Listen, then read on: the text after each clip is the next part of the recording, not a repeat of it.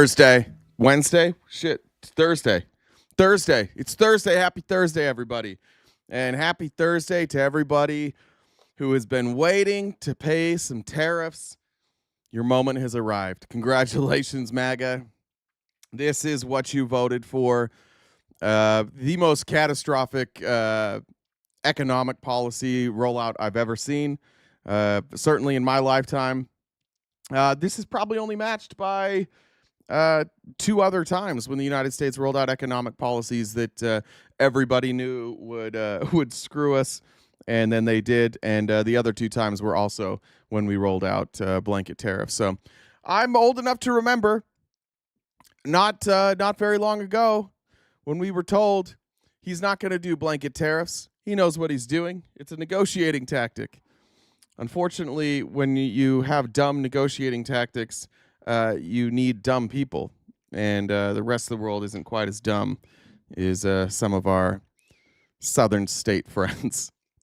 But before we get into that, I do have some headlines. First headline, I don't know if you guys know about this. I didn't know about this. It is fish doorbell season. Do you guys know about this? Oh, come on. Where's my live stream? Let's see if it works now. Oh, it's gone. It's too crowded. Son of a bitch. All right. Well, this is a flop. I thought we'll kick it off with something kind of fun. Maybe it's gonna load this time. All right, there's 1,600 people. This thing is unbelievable. Yeah, I saw this on Twitter. Now, this may look like nothing's happening here. This is a camera in where did they say it was? One of the Scandinavian countries, I believe. I want to say Finland. Okay, you guys know. So you just sit here. There's 1,600 people watching, and when you see a fish, you click on this doorbell. So this is like it's at a dam, but the fish are trying to go through. And what was happening is the fish would get stuck here because the door would open just like sometimes. I think it was on a timer. And so fish would come here and they would hang out, and then predator fish, might be Norway, predator fish would come and eat them. And because unlike some places, they care about their fish. So if you see a fish, like, is that a fish right there? If you see one, you click on this doorbell right here, and it opens up the door, and out go the fish. It gives them an exit so they don't get trapped and eaten by another fish. I didn't know about this. Did you guys? It looks like a couple people knew. It's going to be 80s again, eating out of a Safeway dumpster. Oof. There's some bubbles. Somebody must have opened the door. Anyways, there's the fish thing. Is this some Pavlov dogs type stuff? I don't think so. I think it's just like saving the fish. I think that's what it is. This isn't April Fool's. I swear to God, this is a real look. If we go back, or if I just go up here. Let's see if they have why. Let's figure out why they're doing this. Do we figure out where it is? Netherlands. There we go. It's in the Netherlands.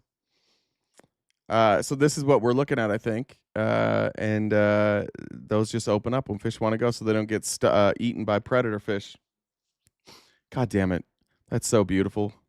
Why can't we have stuff like that? Oh, I remember capitalism.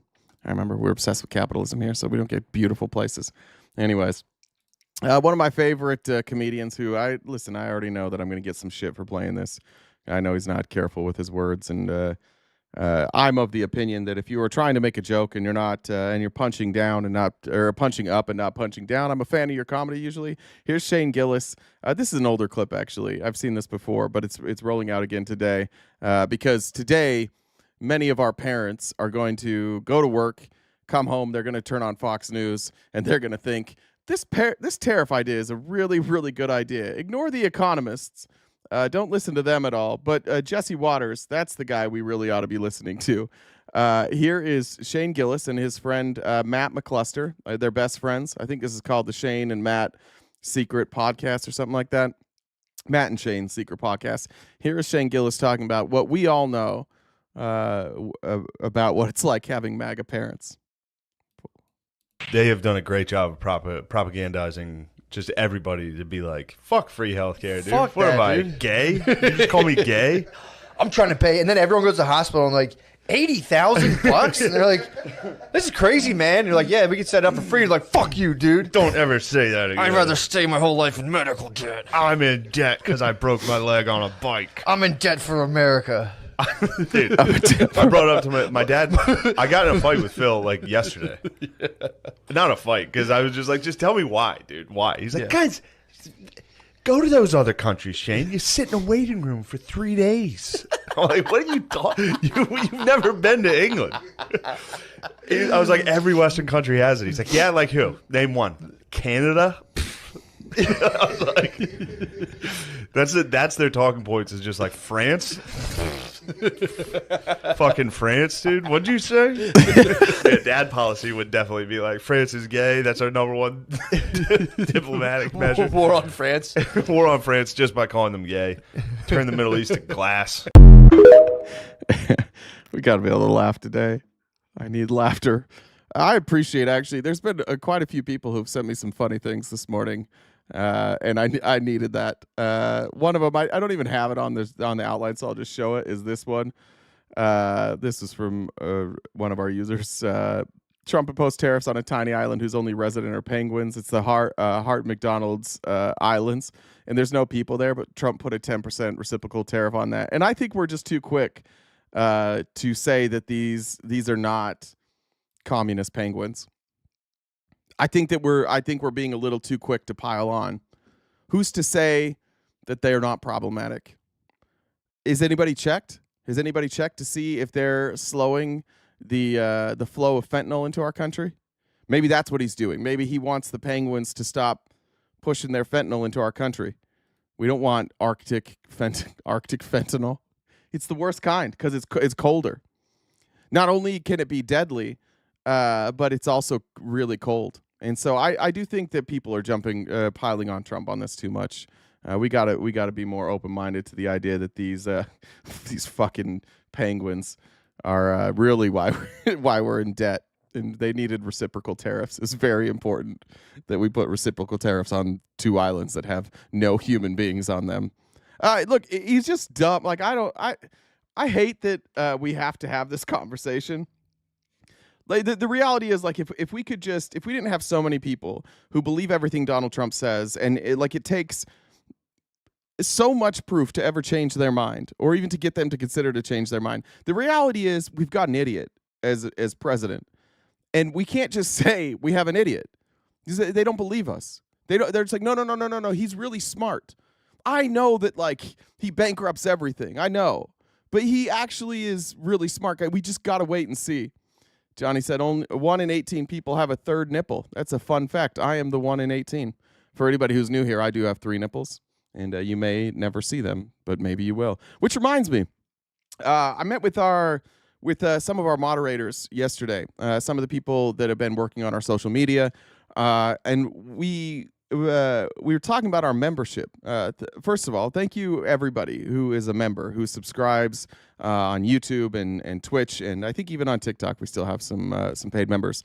But what we realize is, as we've grown and as we've focused on, like, trying to bring a better product that looks better, flows a little bit better, the one thing that we left out is doing things for our members. And so tomorrow or Monday, we're going to roll out new membership benefits that are going to include things like game nights, member-only events, member-only content, special content that isn't just like daily news. So thank you everybody so far for being a member, and I'm apologize for not providing additional benefits to you outside of the show, but going forward that will not be the case anymore. So in the meantime, if you'd like to join, become a paid member, that goes a long way for us. We have subscriptions, like I said, on Twitch and YouTube. On YouTube, it gives you access to it'll give you access right now. It just gives you access to, like, emotes. Over on Twitch, you get emotes too, and you can also skip ads. So just a food for thought if you're trying to decide where you would like to just subscribe. Why is that up there? Okay. This was interesting. So this guy I've seen on Newsmax before. His name is Grant Stern. They bring him on every once in a while. one of the things that the tariffs are providing cover for is the fact that RFK is just like taking any scientist who disagrees with RFK's anti-vax movement and removing them, getting rid of them out of HHS. And so Grant here went on to Newsmax. And this is interesting, but the reason I'm showing you this clip is because on Newsmax, what the fuck, Newsmax 2? We have 2 Newsmax channels now? What in the world? Do we have 2 Newsmaxes? Anyways, the physical pain that it causes these hosts when somebody criticizes this administration, like they can't keep it in. Remember, if you guys are Parks and Recs fans, there's an episode where Ron, he's getting his shoe shined by Andy, and he keeps emitting weird sounds. And Andy's like, man, what the fuck is going on? Listen to this host as Grant starts. Now, he's being hyperbolic here. What Grant is saying is like, this makes so little sense. What RFK is doing makes so little sense that you could probably make an argument that what he's trying to do is like reduce the population a little bit. You know, RFK Jr. has to be the most pro-cancer HHS secretary in the history of the United States. I would say that Maha is being defined right now. Sorry, I have to play it again. I laughed at this for 5 minutes today. Just listen to this to this host. Cancer HHS secretary in the history of the United States. I would say that Maha is being defined right now. Make America healthy again. And I think that the plan, and I could be wrong, but just from observing what they're doing to HHS, the plan could be to just kill people that are unhealthy, and that way only the healthy ones survive. I mean, these layoffs are... You just can't keep it in. He just can't keep it in. Oh, no. Don't say it. Cutting a lot of people, and it's not just the layoffs, but cutting cancer research. Meghan McCain. I mean, these layoffs are cutting a lot of people, and it's not just the layoffs, but cutting cancer research. Meghan McCain, John McCain's daughter, was complaining on Twitter last night that they cut all brain cancer research from the National Institutes of Health. This is going to have a traumatic effect on America's public health, along with the many things that they're doing at HHS, like the war on fluoride, or trying to get people to fry more of their food in beef tallow instead of seed oils, where there's no science to say that a seed oil is bad. But we know that if you're frying everything in cow fat, what happens to vegans, right? What happens to eating less beef? I mean, it costs a lot of money to eat that beef. Seed oils are very inexpensive. So this is just a haphazard plan. I mean, we have the HHS secretary saying, let's all get healthy by going to Steak and Shake. I think that we've entered bizarro world, and RFK Jr. just reminds me that was loaded with a whole lot of stuff. But one point in particular, that guy's got to check his pants. When you talk about the seed oils, I like this lady too. I'm going on Newsmax today. Where are you going to film from? Fucking parking garage? I've got my ring light on. I got my makeup perfect. And then I got in my car in a parking garage to go on my Newsmax 2 appearance. Look, it's very clear. Perhaps the science is in terms of the high number of heart disease and other health complications. So the science is there. That's not from the seed oils. That is from the beef. Okay, but I also have to push back. I mean, Grant, just when I was beginning to like you and your funny April Fool's joke yesterday about... Just when I thought that you were funny, you made a funny about RFK, and now it's not so funny anymore. I don't like you anymore because you talked about RFK. Getting a Tesla. You really I'm threw looking to a trade it wrench today, at by the it way. today because that wild claim that you mentioned up front with HHS trying to kill people, I mean, that is just absolutely unfounded, inaccurate. If I can also go the end ahead. result of these Go layoffs is going ahead. to be people also not just getting step You combat that. $1 All right, we got her off. She was so excited to go. Obviously, he didn't make that claim. He's making fun of him. But you could make that argument. You could make the argument that deciding to lay off all these people and then replacing them with like non-scientists. Ironically, people like Dr. Oz, people like RFK, the people that he's putting in HHS, they're like, well, you don't want big pharma in there. They're just follow the money. Yeah, follow the money. Follow the money with Dr. Oz. Follow how much money Dr. Oz has made and look at where it mostly came from. Because it mostly comes from him selling like wonder drugs, like supplements that he's like, this is better than anything else. Buy supplements at DrOz.com. That's how he's rich. That's how all these people do. If you criticize science and you say this supplement that you don't have to go see a doctor for, you can just get on Amazon, this is better, actually. People will do it. Who's not going to do that? If it's real, you know what I mean? Like, if somebody told me that, like, if I had cancer and they're like, you don't need to go to chemo because it turns out fish oil will fix it, and there was scientific backing, of course I would do that. But the problem is they don't have scientific backing for their claims, and they've all made millions of dollars off of this. I mean, RFK has made millions of dollars off of suing drug companies, and a lot of times just getting settlements. And that's not to say you shouldn't sue drug companies or that he wasn't right, but some of the times he was wrong and he still made a bunch of money. That's how he makes his money. And so this idea that he is like that this is just like out of the goodness of his heart or something that he's very passionate about, maybe, but like as an attorney, are we going to trust attorneys now? The best people to trust on any source is the defense attorney or the prosecuting attorney. You have to trust them. They know, because they don't ever create an argument that only fits their narrative, right? It's not like that's their job. But that's what we have in HHS. I mean, all across the board, it's just the dumbest of the dumb. It's the blind leading the blind, and somehow they're dragging us all with them. Chris Coons last night went on Martha McCallum, and look, everybody on Fox is falling apart. This is just them talking about Doge, and Republicans don't know how to talk about Doge at this point, and I think it's because you can't. Most of what they said is verifiably untrue. Most of it's lies. Nobody ask a Republican, where is the fraud? Show me fraud. And they'll all be like, oh, well, you had a trans opera in Iraq. It's not fraud. That's just something you don't like. Everything they claim is fraud is just things that they personally don't like. So, and we can have that argument, but that's we covered it yesterday. Like, that's Congress's job. Congress funded that stuff. If Congress and Republicans have a majority in Congress, if they don't want to fund a trans opera in Iraq, they shouldn't do it. But they did, and now if they want to defund it, they can do that. But they don't have answers for this. They just know that they're supposed to defend Elon. And so what you're seeing right now from the right is like indefensible after indefensible after indefensible.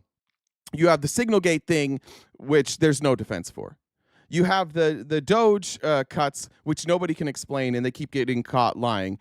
And now you have tariffs, where we'll get to the tariffs in a few minutes. Everybody knows this is stupid.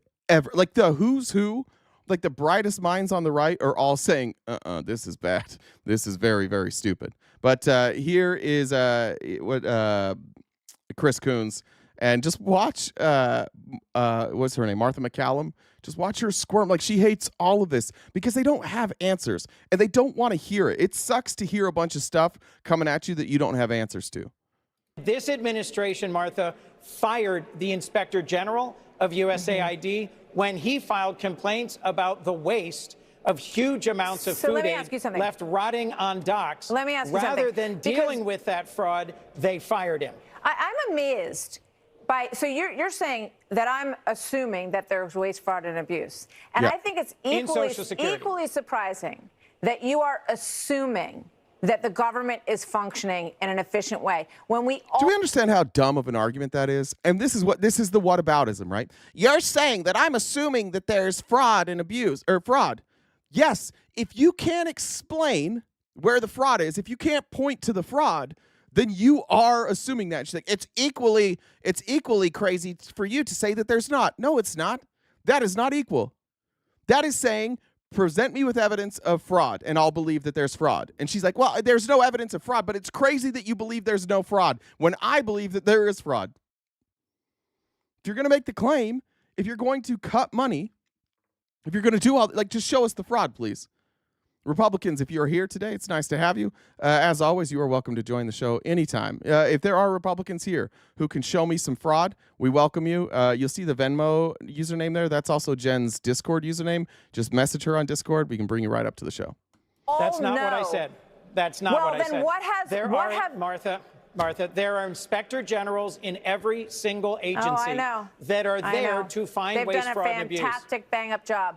I mean, every number that Elon Musk has comes from these OIGs, basically. By the way, all these numbers that he comes up with fraud, he's like, here's what we found. It's actually just all what the OIGs found. And this is a person that is supposed to cover the news. This is fair and balanced Fox News. Oh, they're doing a bang up job. Yeah, they're giving Elon all of his money. And Elon, after however many days, what are we at? Probably like 70 days-ish at this point. After 70 days, Elon is only citing their numbers and has found no fraud. None. He just is citing the OIGs. So yeah, they have done a good job. It turns out the fact that Elon Musk can't find any fraud tells you the OIGs were doing their job and they were doing it well. And what was their reward? They got fired. And you look at the number. To start the administration by firing all of them. Sleazy Mac, please don't write in all caps, and you can come up here and tell me what the fraud is. See, this is the Republican response. You're Martha McCallum right now, Sleazy Mac, and I know this is uncomfortable. You said they explained the fraud already. It's been proven. Proven has one but they explained the fraud already. It's been proven. They explained the fraud already. It's been proven. They explained. You can shout as much as you want, but what you can't do, and what nobody else seems to be able to do, is tell me where the fraud is. Just tell me. Just point to it. Point to a transaction where we had fraud, please. Yeah, what you're doing right now is what Martha McCallum's doing, and what all MAGA is doing right now. You aren't quite ready to accept that you're being lied to every fucking day. But the fact that you react emotionally, and the fact that nobody can point to fraud. This question is asked every day on Fox News. It's asked every day in Congress. Where's the fraud? Show me the fraud. And they all say the same thing. What do you mean? He showed us lots of fraud. Where? Where is it? Oh, dude, that's crazy that you don't believe there's fraud. Where is it? Oh, dude, you fucking typical libs, man. If this was Biden, you'd be saying there was fraud. Where's the fraud? What about Hillary? What about Hillary Clinton? What about Obama? Did he do fraud? Where were you during Obama? Where's the fraud? Where is it? You all answer that. You all just deflect. At some point, you may realize you're being lied to. History, though, will remember you as a dummy who just allowed themselves to get lied to. Somebody who just like, you were the mark. And there's a reason they're doing what they're doing, by the way. This is just an attempt at redistributing even more wealth from everybody else to the handful of a few.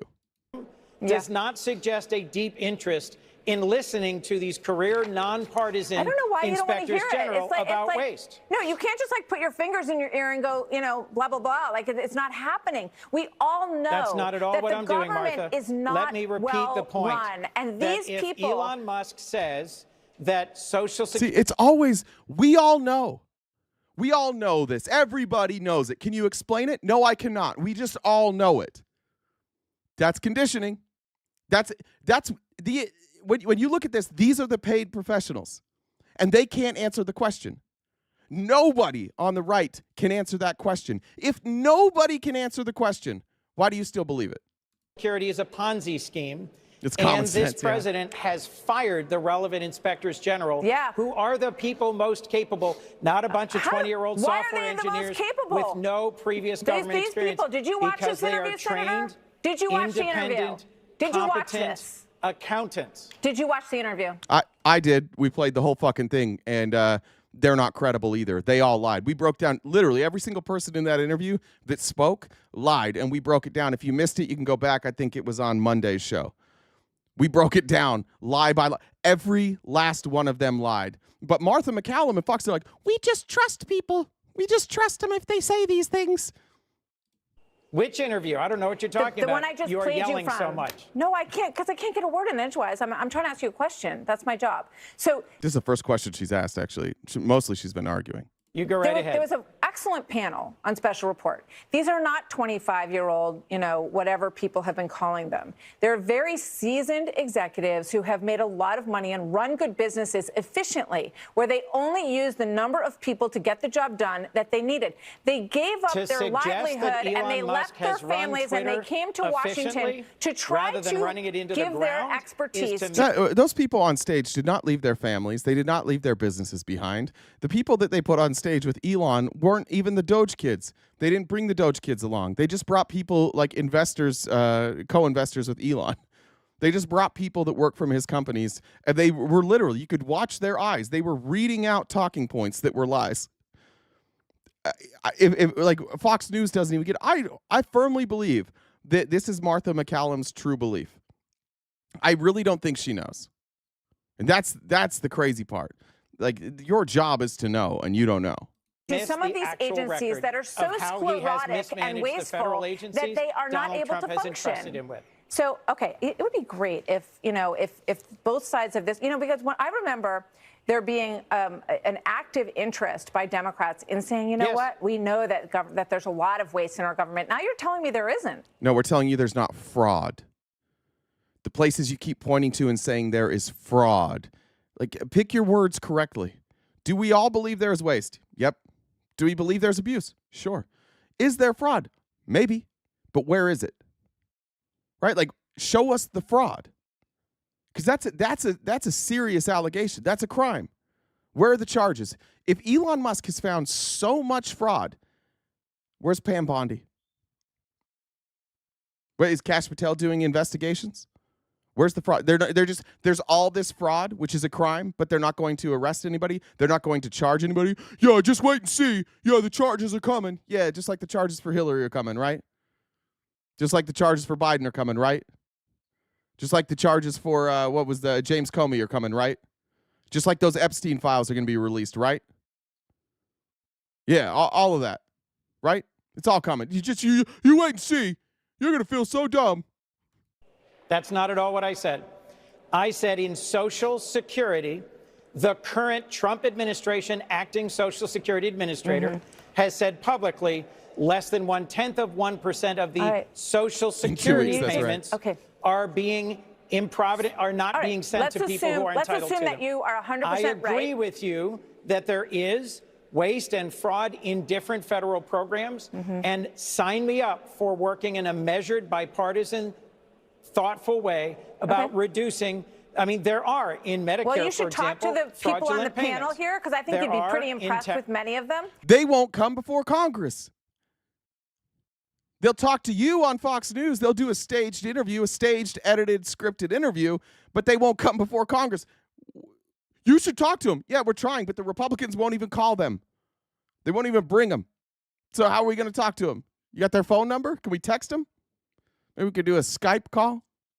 They could join our Discord. And if you haven't joined the Discord, you should. There's all these videos, everything we do on the show every day, we post it in the Discord. And you're going to need to be in the Discord for our upcoming game nights. All right. Next up. Let me actually double check. Let me read some comments and check with Jen. Brother Bob said, if I didn't know better, I would have thought you were a MAGA supporter. Great impression. Thank you. Rory says, can't wait till gas is $8 a gallon. I can wait. I think I can wait for that. Canyon Sky, thank you for the donation. Jumar says, I only make those sounds in a couple of instances, sex and cutting my toenails. Cutting your toenails. Dude, what kind of process are you doing to cutting your toenails? That's wild. Here's Senator Chris Van Hollen. He's from Maryland.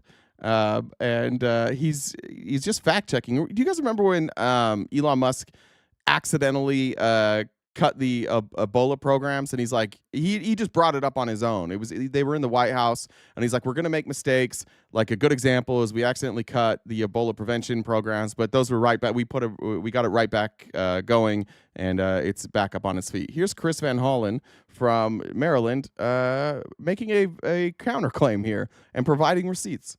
One of the statements he made was during a cabinet meeting at the White House regarding Ebola. He said, we make mistakes sometimes. And, we temporarily stopped the Ebola program. Whoops, but we've restarted it. Well, it's bad enough to make that mistake. But Mr. Enrich, I'd like you to comment on the veracity of the claim that they started it again. As to Elon Musk's statement at the White House that the Ebola activities had been restarted, it was not accurate then. It's not accurate now. Despite the Ebola response activities being the first that we pushed as soon as the waiver was issued, the activities were never allowed to move forward, and ultimately those contracts were terminated. We repeatedly raised the fact that we had partners that were at the airport ready to screen travelers to make sure that they did not have Ebola before leaving the country, but the activities could not start because the administration would not allow funding to move for those partners.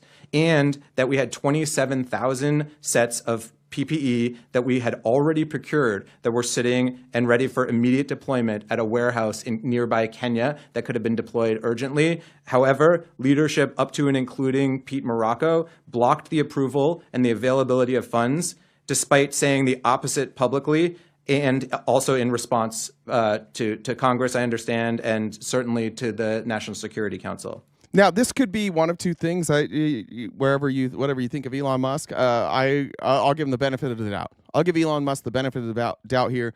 Best possible explanation is he's incompetent and he didn't know how to restart it, and nobody did because none of them have worked in the government. None of them know how this functions. They're really good at breaking shit, really bad at fixing things, which, again, that's part of Project 2025, though. Just break a bunch of shit. Go in and make it so that the federal government can't work. And that's what we're seeing now. And so simple things like disease prevention, stuff where we've had plans and systems in place forever to prevent the spread of viruses. They defund all of that. Why? Because I guess because RFK doesn't like vaccines. I don't know. Dominique said, thanks for everything you're doing. Thank you, Dominique. I appreciate that. I get to do what I love every single day. It's a great thing. Here's JD Vance. JD Vance did a whole interview, which I'll probably cover a little bit more tomorrow. I just wanted to show this clip, though. I don't want to forget about the fact that Trump's trade policies are going to suck, but there's still innocent people being rounded up and thrown into jail. And listen to JD Vance try and spin this. It's all right if we throw some innocent people in jail and deport them. Your lawyer had on for a second, because they're pointing to one of these cases of a gentleman that they said should not have been deported from El Salvador. They said he was not connected to MS-13. Tex, shut the fuck up. You're such an idiot. White lives matter. Ah! Shut up, dude. Just shut up. That's so stupid. You're better than that. Don't come in here and just try and trigger people. We got to go. Oh, you're on Twitter? Never mind. You're on your own on Twitter. Say whatever you want. What would you tell them about that case? Because they're saying that this is a person that was a great member of society. You've looked at the court records. You've talked to the men and women on the ground. What can you tell us about that situation? Well, there have been a few cases out there where the Democrats and the media say, oh, this person was just an innocent father of three, and then you find out, for example, I think this is the case that you're talking about. Just remember, yeah, everybody's saying this guy's like so innocent, but let me tell you who he really is. Because he's not so fucking innocent. This scumbag piece of shit that we're calling a father of the year. Let me tell you the truth about this scumbag. Back in 2019, an immigration judge looked at all the evidence, looked at all the data, and concluded that this allegedly innocent person that we sent to El Salvador was actually a member of an MS-13 gang. He had also committed some traffic. And that has turned out to be not true. So he's leaving out the part where it turns out he wasn't. Just a judge was wrong. Violations. He had not shown up for some court dates. This is not exactly father of the year here. This is a person that we don't think should be in our country. Here's the most important point, though, Lawrence, is whatever the argument is, whatever the justification is, no one doubts, not even the crazy left-wing media criticized the idea that we could deport this person. They just took issue with the reasoning for why we deported this person. This was unquestionably an illegal alien. This was unquestionably a person who broke the laws to get into our country. This is unquestionably a person an immigration judge had found had zero right to be in the and was wrong.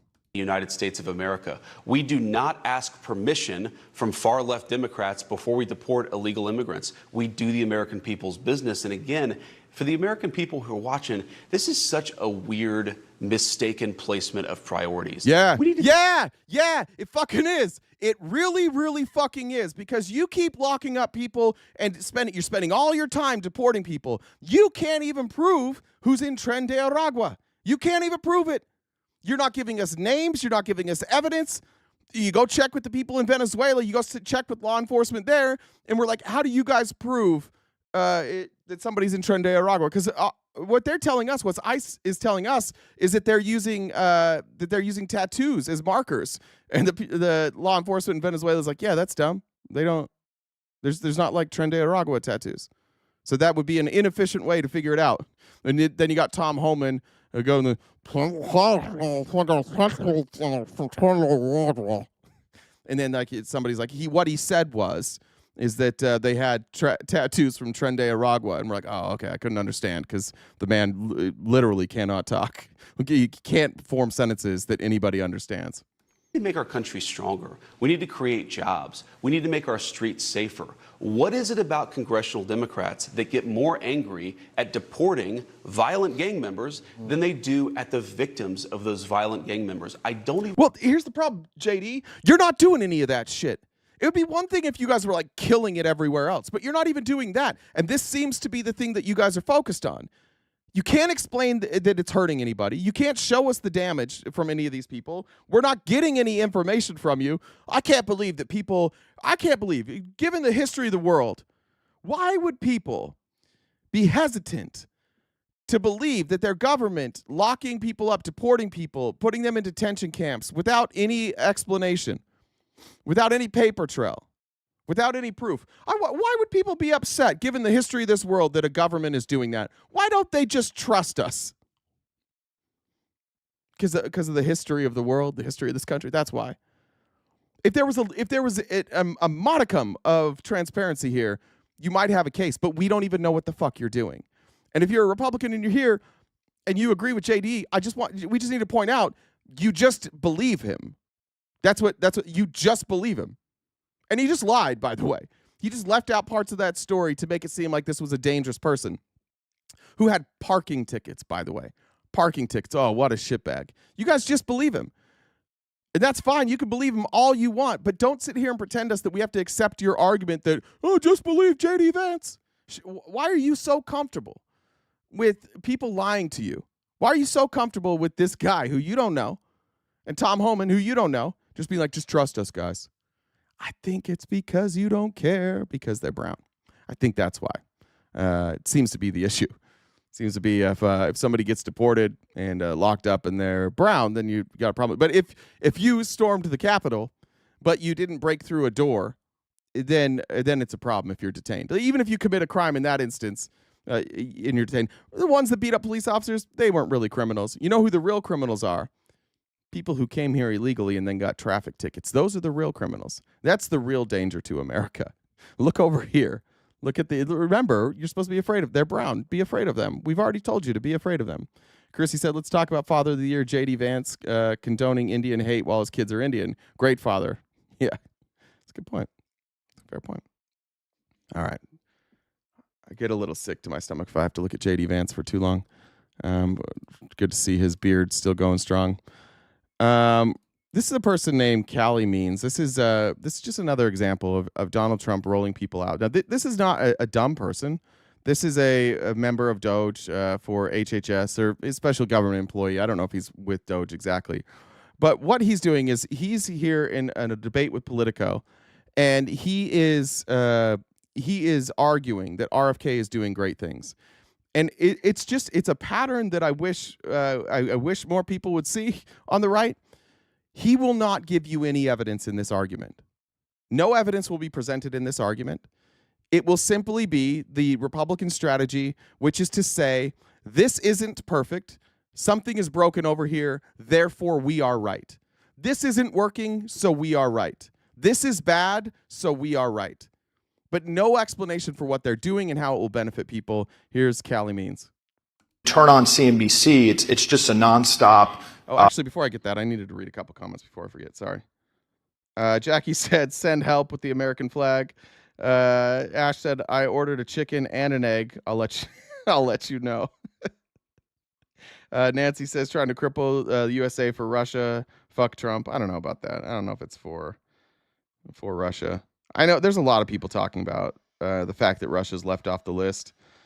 We don't do much trade with Russia. In fact, I don't know exactly what trade we do with Russia, if any. So the fact that Russia's off that list, I don't know yet. I don't know if that's a problem or not. I haven't looked into exactly what our trade looks like with Russia right now. It's a nonstop infomercial for pharma. It's a Sky Rizzy commercial followed by Scott Gottlieb saying how Bobby's killing people, followed by a breathless coverage of the measles outbreak. Text. No more, bud. No more.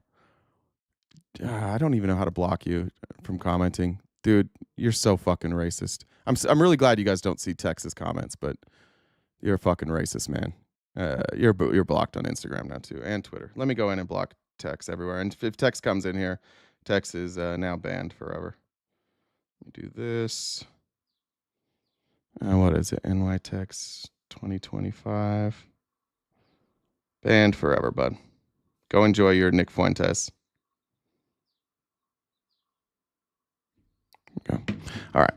Outbreak and no mention of but Callie, the mental health crisis. How does cutting a bunch of HHS solve that problem? It is insane. It is insane for you to insinuate that the thing standing between us and better health is more government bureaucrats. Like that's not what I meant. That's not what I'm insinuating. That is what everyone's saying. It is absolutely insane to insinuate that it's some crime. It's not all bureaucrats. It's a lot of scientists. It's researchers. It's people who are making sure that those see, it's always they have to make up a different argument. They always, because they can't defend anything they're doing. So the whole political arm of the right is literally just saying, here's what your argument is. We're not going to listen to what your real argument is. Here's what your argument, and so therefore we're right. Here's your argument. We're right. We don't have a counter argument. We're just going to make yours seem so stupid that we're right. Scientists fundamentally have overseen, just demonstrably, a record of utter failure. It would be insane. Is that funny? Not true. Is that not true? I'd love to hear how. So what metrics would you guys point to for how the scientific community, how the 4 times more per capita on healthcare spending that we spend in America versus other countries has produced innovation? Has there been one single chronic disease medication in modern American history that has lowered rates of the chronic disease? Is it appropriate that the American Academy of Pediatrics right now, which is 90% funded by pharma, is pushing Ozempic on 6-year-olds? That is what the medical authorities are doing. Like the idea that... See, I mean, like, again, you're just saying, we have problems, so we're right. There's problems, so we're right. Is there a problem with overprescribing? Sure. Is there a problem with additives in our food? Sure. Those aren't just your ideas, by the way. You know why all these pharmaceuticals companies have all this power? Because you guys won't nationalize healthcare. That's why. You love the lobbyist money that they kick to you, and you can go look at it. They kick it to both sides. You love that. We love big business. We're terrified of socialism, so we can't do universal health care. The one thing that we could thwart almost immediately, do universal health care. And then you have Republicans and Democrats who are working together in Congress because we've already decided on universal health care. And once we have it, we'll never go back. We'll never do something different. We might try and improve. We'll make tweaks, but we'll never go back to private health care because private health care is too expensive and it sucks. And once we're there, then bring everybody together and be like, all right, let's look like where are we struggling? And then you report to the American people instead of to the big pharma companies. So instead of what they do is they're like, big pharma's bad. What are you going to do about it? Fucking nothing. We're going to do nothing about it. In fact, what we're going to do is we're going to say big pharma is bad, and we're going to fire all the scientists who aren't part of big pharma. We're not going to take the CEOs who are making the decisions based on money to prescribe things. We are going to blame that on people like Dr. Fauci. That's who we're going to blame. We're going to blame all of these people, not the bureaucrats, not the CEOs, not the CMOs, not the sales reps. No.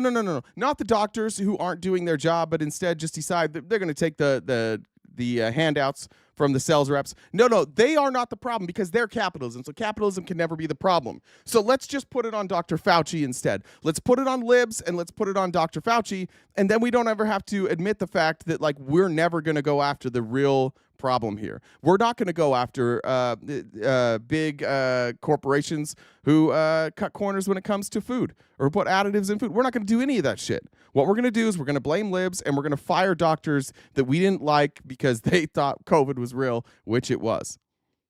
The idea that Bobby Kennedy should not come in and make dramatic changes to the leadership and the personnel at these authorities that have overseen an abject devastation of American health, which the lobbyists in this room do not have the humility to admit that we have gone completely wrong. The lobbyists in this room laughing when we have the sickest children in the developed world. Now you're doing the old playbook. Those are lobbyists. These are all lobbyists there. See, those aren't you think fucking lobbyists are going to a Politico event? No.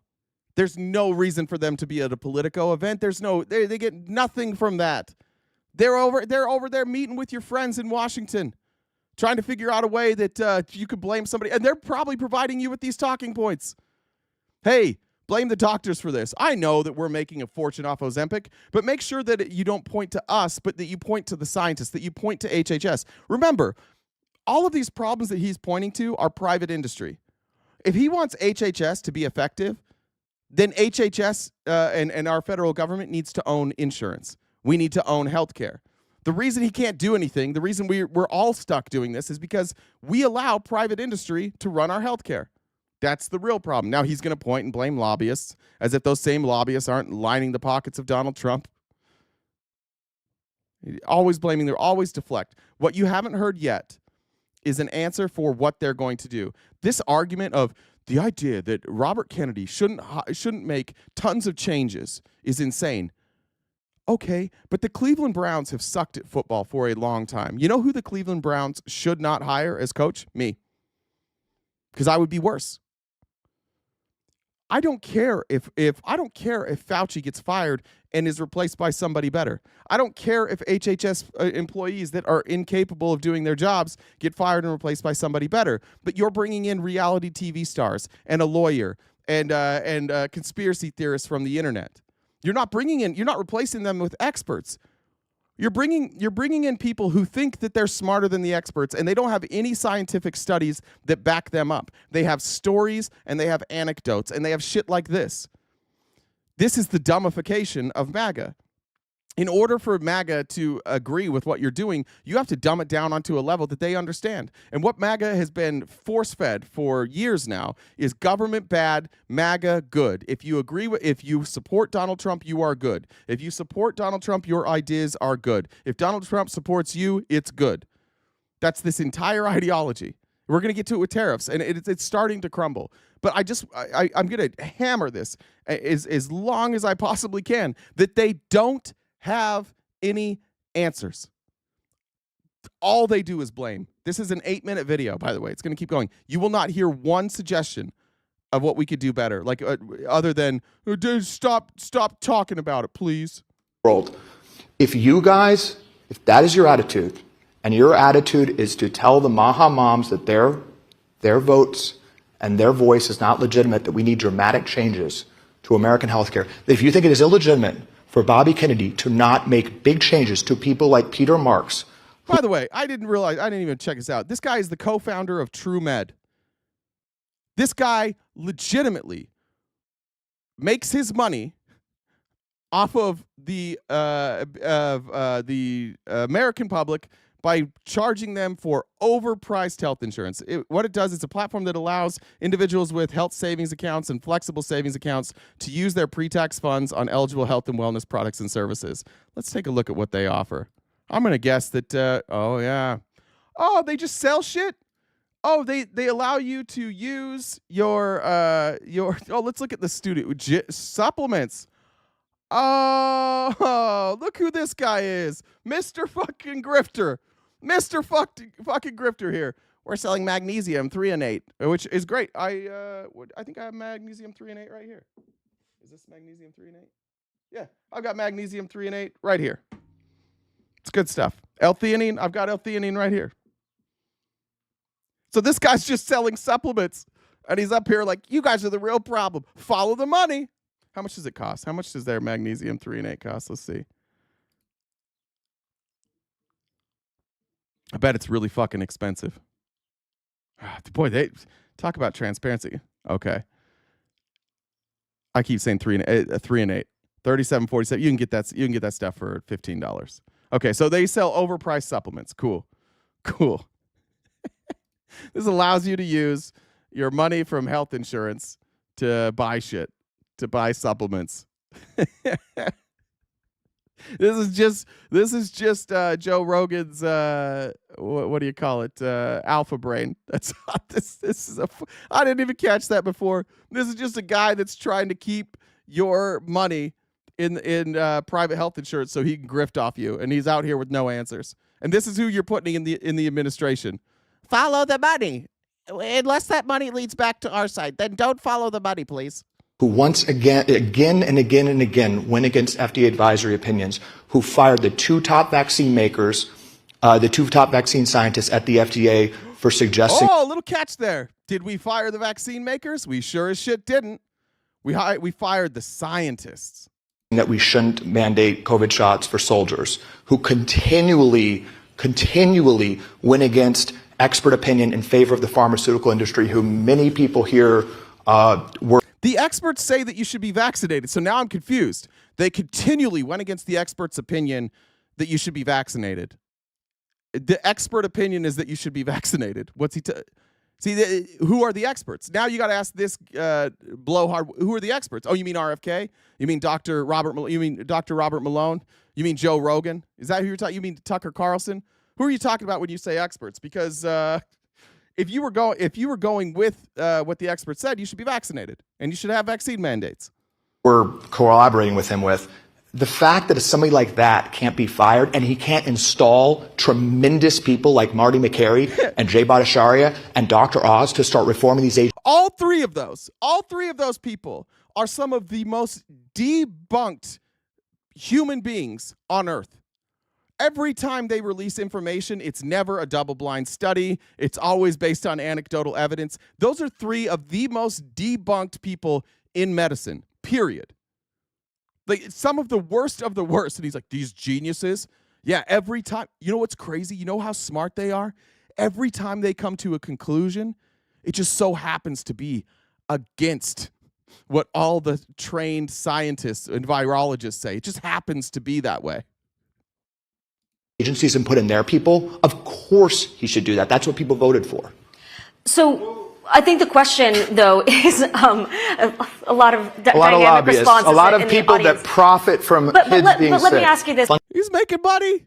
Who's he? He's lobbying on stage. This dude is like, we need to get rid of medicine and we need to have more places like my website. Fundamentally, what Bobby has done is taken over a department that has utterly failed. Becoming healthier can be expensive. Right now in America, getting food that is better for you costs more, and it is such a barrier for lower income Americans that also have the worst health outcomes. So how are you planning to bring down the cost of being healthier in America? Yeah. Okay, great fucking question. Good question.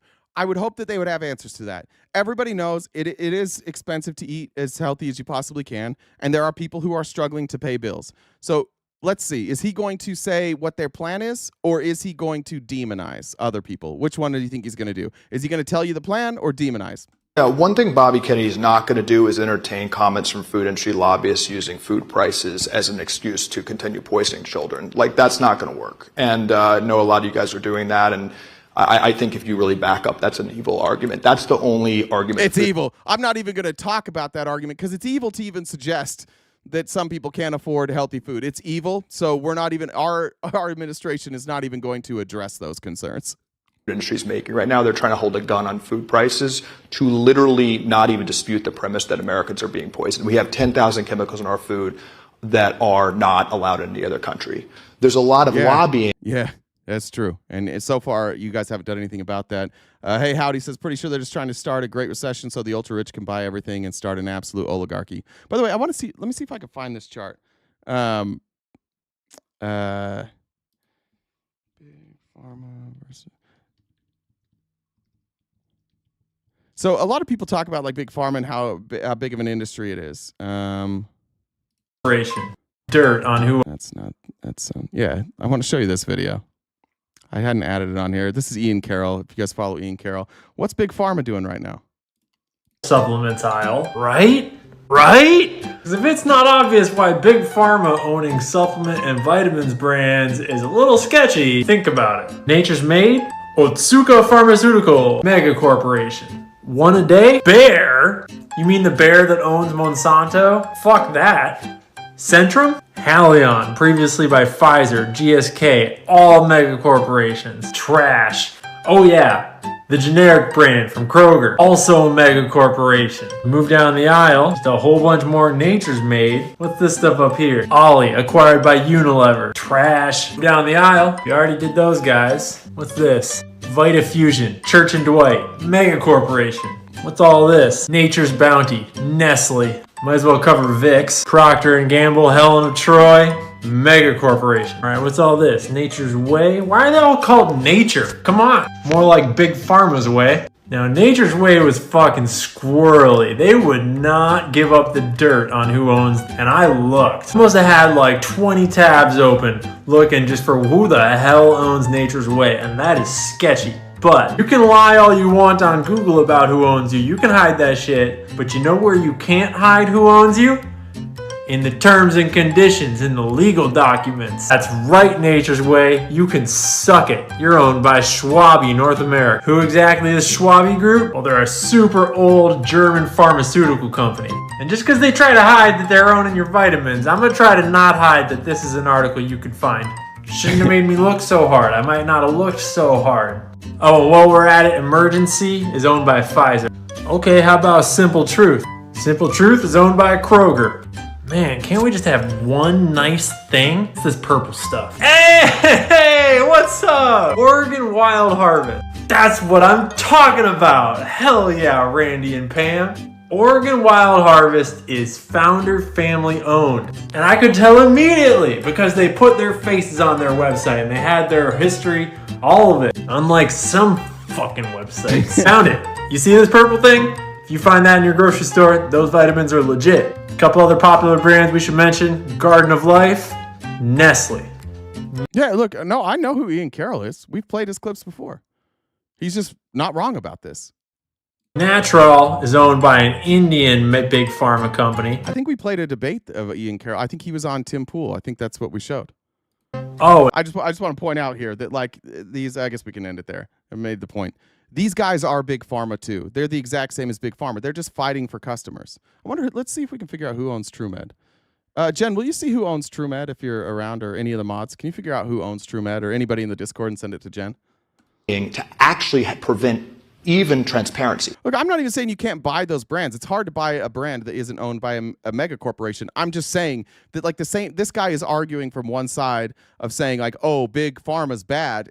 He's doing the same thing. He's going after the same customers. But if you look at the global industry of pharmaceuticals versus supplements, the supplement industry is significantly bigger than big pharma. The industry that he's in, and it preys on people, and there's no FDA regulations most of the time, and you can make unfounded claims, and they've all figured out ways to do this on their website. It's like we do not promote any of these claims. We do not claim anything, and then they just go on Joe Rogan and Jocko Willenick, and they go on all these right-wing podcasts and left-wing ones probably too, and they talk about the benefits of their supplements, and they make claims. They just have somebody else do it. They have Joe Rogan do it, and Joe Rogan will be like, oh man, the difference I felt taking this on day 1 and day 2, night and day. And then they can get their claims through that way, right? They all do the same thing, and I'm not saying that they're all bad. I have supplements here. I take supplements every day. In fact, if you're somebody who has ADHD, and you, I'll just say this: I don't have any. No, there's nothing for me on this, but I have ADHD, so people know like when you come off it, you have like you can be really moody, and there's like that crash that comes off your ADHD medicines. And I always see those commercials for stasis, so I just went and I looked what was in stasis, and I bought the things that are in stasis, but I bought them individually, and it worked. It makes the crash far more bearable. Sometimes I'm like, why is it 4:30 p.m. and I'm still happy? This is weird. I'm supposed to be grumpy right now. Even transparency about what's in their food. There's voracious lobbying from industry about preventing, that's going to embarrass us. That's going to make us look bad. We, at the baseline, what Bobby Kennedy's saying on food is we need to know what's in it. We have to have accurate science on the chemicals in our food. But we're not going to make it more affordable, which was the original question. Are you going to do anything to make food more affordable? No, that's evil to even discuss that. Let me shit on Big Pharma for a little bit and then tell you that what we're going to do. So what President Trump and Secretary Kennedy have talked about, it's not pro-business, anti-business, it's anti-corruption. We should have scientific guidelines that are not corrupted by industry that tell Americans the truth. We should have transparency for American consumers and lawmakers of what is in our food. We should start with transparency and the truth. That's what President Trump did with his executive order on the Maha Commission, which is not going to talk about policy. It's just going to lay out the truth of why kids are the sickest in the world, something that lobbyists here are hissing at, something that lobbyists here for some reason have. Nobody's hissing at that. All right, I'm done with him. But you see how they do? No answers for any of this. It's just everybody's evil except for us. We're going to tell you the answers. We don't have any answers right now, but we're going to tell the answers. And by the way, we're going to tell those answers to you because Donald Trump is so wonderful that he gave us permission to tell you these answers. Steve, thank you for the PayPal there. I didn't see a message. If you meant to send one, send it to Jen, and we'll get that to you. Hey, Howdy says, pretty sure they're just trying to start a great recession so the ultra-rich can buy everything and start an absolute oligarchy. Start? Complete, baby. Yeah, I'm with you on that. I think we're there already. I think we're already doing that. Yeah, Jen, go ahead, do announcements. It says, while Jen's coming up, TrueMed was founded by Cali Means, this guy, and Justin Mayers. That's the founder. I don't know if they've been acquired. All right, Jen, come do your announcements, and I'll look and see if they've been acquired. Yeah, that's what I found. It looks like they're still the CEOs or whatever for that. Okay. All right. So as you guys can see, we have the top left-hand corner is our gift goal. This is our job. As much as people in the comments want to cry and say that for us to get a job. I don't, Jen. I don't want to get a job. Do you want to get a job? I don't want to. I mean. Don't answer that. Don't answer that. You're gonna hurt my feelings. I don't want to get a job. I'm not. Jen's not going to answer that right now. No. I wouldn't get to see the crying as much. So that would probably make, if I had feelings, it would make me more sad if I couldn't see all the crying as much as I get to do. So that would probably be a letdown. But okay. Anyways, so how we keep this going is that we are crowdfunded. So Venmo, Cash App, PayPal, Super Chats all go towards knocking out the rest of that gift goal. If you guys could help us out, do that, we would really appreciate it. If you haven't subscribed to us on Twitch yet, you can use your Amazon Prime sub. And also please subscribe to us on YouTube. We also have 4 different memberships. Jay mentioned earlier at the beginning of the show that we're going to be adding additional benefits for our members. Or so let's just say benefits at all, because so far the benefits have been not great. Yeah, no, I mean we're improving that part. Is what I'm saying, improving what we've been doing. So we're going to be doing that. If you guys, I noticed there's some people who disagree with Jay. If you want to come up and talk to him, my Discord username is same as the Venmo, so it's Jen, JENN dub, the number 1. If you want to DM me on Discord, I can bring you on to talk with Jay. So that's how you can get on and talk with him. And then also check out our link tree. We're on different platforms. Oh, sorry, squirrel. Did you realize Pauly D follows you on X? I don't know who that is. Who is Pauly D? DJ Pauly D from the Jersey Shore. Oh, for real? Yeah. Oh, I did not know that. Yeah. I couldn't figure out how to block texts. I got to figure that out sometime. I can't. He might have blocked me in time. I couldn't find his username, but that's all right. He can. I went over and looked, and I saw his comments. You saw what he said, yeah. Pretty gross as usual. Yeah. But anyways, so yeah, if you guys could help us knock out the rest of the gift goal, if you guys want to get on and talk to Jay, that's how you do that. And yeah, there's that. So you know what? I really love the idea of having to pay considerably more for all kinds of consumer goods. I wasn't listening. I think what'd you say? One more time. Idea. Sorry. Well, I wasn't listening. Try again. I said I love the idea of having to pay considerably more for all kinds of consumer goods. I think it's a terrific idea. That is a great segue because I just got through all my headline clips and now we're going to jump into tariffs and the colossal fuck up that is this administration. There's whatever anybody wants to say. There's never been a worse start to an administration ever. It's just fuck up after fuck up after fuck up. Mark Cuban this morning tweeted the unrecognized failure of the Trump tariffs approach is that he is depending on big global companies to create manufacturing jobs here. He's completely ignored entrepreneurs and innovators. Innovators and entrepreneurs will create disruption. Instead of focusing on amplifying what they are doing, he's doing deals with huge companies because he likes big headline numbers. This administration needs to realize that entrepreneurs create jobs, big companies cut them. I wanted to start with that because that is 100% correct. That is exactly what this administration is doing. You've seen it when they say they're going to sell green cards for $5 million and they get rid of the job creation requirement. You don't have to create jobs with that $5 million anymore. You can just put that money, you buy it for $5 million, then you can come invest in whatever you want. But you do not have to create jobs. And that's why he's it's always like, look at this massive corporation announcing jobs here. Cool. So those jobs are going to pay people the least amount that they possibly can to get people to work there. These are not going to be high-paying jobs. They're not going to come with great stock options. They're not going to come with great health care. They're not going to come with great anything. They are going to be the worst or the least amount they can possibly pay. And sometimes that amount is enough. Sometimes that might be $40-50 an hour. It's a really good job. But the more you allow these corporations to take over industries, the less they're going to pay, because they're going to take on private equity money, they're going to take on investor money, and then that means they have to return an investment for those people. And so you're going to cut wages, you're going to cut jobs, you're going to cut benefits to make sure that your investors are taken care of. Beautiful. This is economist Mark Zandi. I'm gonna cite a ton of economists today. Because who the fuck cares what J.D. Vance and Donald Trump say? Who the fuck cares what Caroline Leavitt says? Let's hear what the economists have to say. And here's what Mark Zandi had to say about if these tariffs, I mean, they're announced, they're not implemented yet. If they are implemented, what can we expect? Sandy Yan, who's the economist at Moody's Analytics, who's recently gone to... Yeah, by the way, Moody's Analytics is like the gold standard when it comes to economists. Like if you are top of the top as far as economists go. I don't like Moody's. I don't like Standard & Poor's. I think that the executives at Moody's and Standard & Poor's consistently make really bad decisions, and they consistently make decisions that choose profit over people. So I'm not trying to simp for them, but if you are an economist working for Moody's, they want the best economists because they want to stay ahead. They need to be really accurate with their predictions. And so if you're an economist and you work for Moody's, you're top of the top. % odds of a recession happening by the end of this year in the United States. After listening to the president, you want to go higher or lower than that? Higher. Those were big numbers, Connell. Did you look at them? I mean, those are really large numbers. If you do the arithmetic, it looks like a 20% effective tariff rate. And that, he's carving out, it looks like, because you didn't see Canada and Mexico in the chart. No. Carving out USMCA. So even with the carve out, I think you're at 20.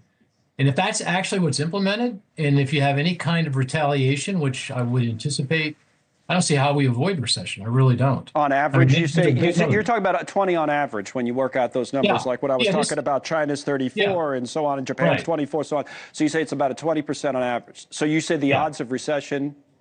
I hesitate to say, but it feels like it's better than even odds at this point. I mean, I have to do the arithmetic and go look at it. And obviously a lot depends on if these are actually implemented, which is a open question given how these are on again, off again. And we'll see over the next few days. We need a recession. This is the brain dead take you'll get from Republicans in the chat. We need a recession to reset the rates. Doesn't take a specialist to see that. Do you understand the effects of a recession? Do you have any understanding?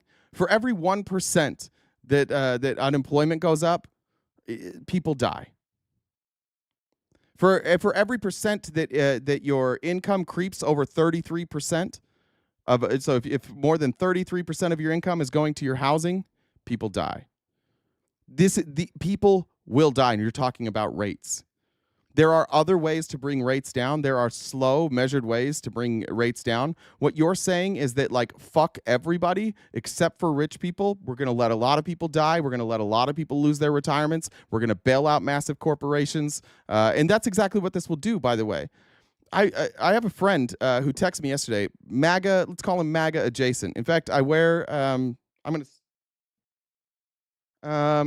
not going to tell his company name because I didn't tell him I was going to say this story. I have a friend who works in the golf industry, and he texted me yesterday. I had posted that we had hit 1.2 million views on YouTube, and just jokingly he messaged me because he's like, hey, can I come work for you?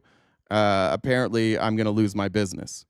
This is somebody who has worked for massive corporations. He worked for Callaway, TaylorMade, Titleist, Wilson, and he was tired of working for corporations because every year it was just like benefits, cuts. Like every year it was harder and harder for him to make money. So he went out on his own. He created a network, and he was able to be like his own club manufacturer. And now he has a nice business. He's home every day to see his 2 kids. His wife is able to stay home and take care of the kids. They've created a nice living being an entrepreneur. He employs people in the industry that are barely making ends meet. He pays them a living wage. They're able to take care of their family. He's created an incredible business. And he said, my business will go under essentially the day these tariffs go into place. That's what's going to happen. I'm going to go under because nobody's going to pay what I'm going to have to charge. And the margins are already small. Like, he already has smaller margins than the big corporations because they can buy in bigger bulk. So he's like, I won't be able to compete. Already, like, my competitive advantage is the fact that, like, we do things quickly. We have really good customer service, but he can't always undersell. But people go to him because things get done quickly. It's a quick process. He has a fitting process. It's really cool. His business is awesome. And he's saying that, like, yeah, I'm fucked. And these are people, everybody that works for him voted for Trump, 100%. I don't know if he voted. I don't know if he voted for Trump. He's an anomaly to me. I've never asked him that. But I know everybody that works for him. They all are MAGA people, and they're probably going to lose their job over this if these go into place.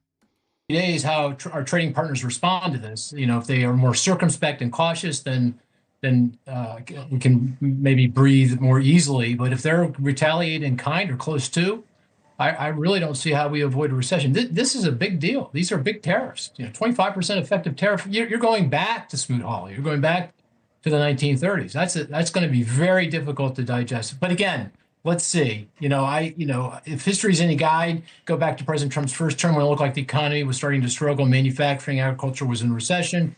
He pivoted.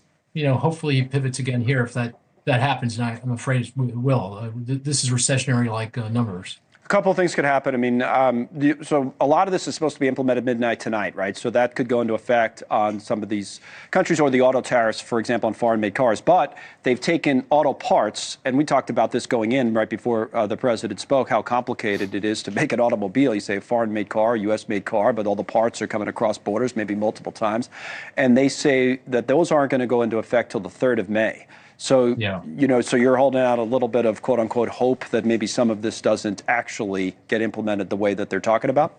Yeah, and also it's not easy to implement, right? I mean, having different numbers across different countries like that, it's going to get really complicated. So, I'm not sure how they actually are going to implement them. So maybe I don't know if he gets to this, but it's relevant. Let me just show you. This is from a Wall Street Journal blog.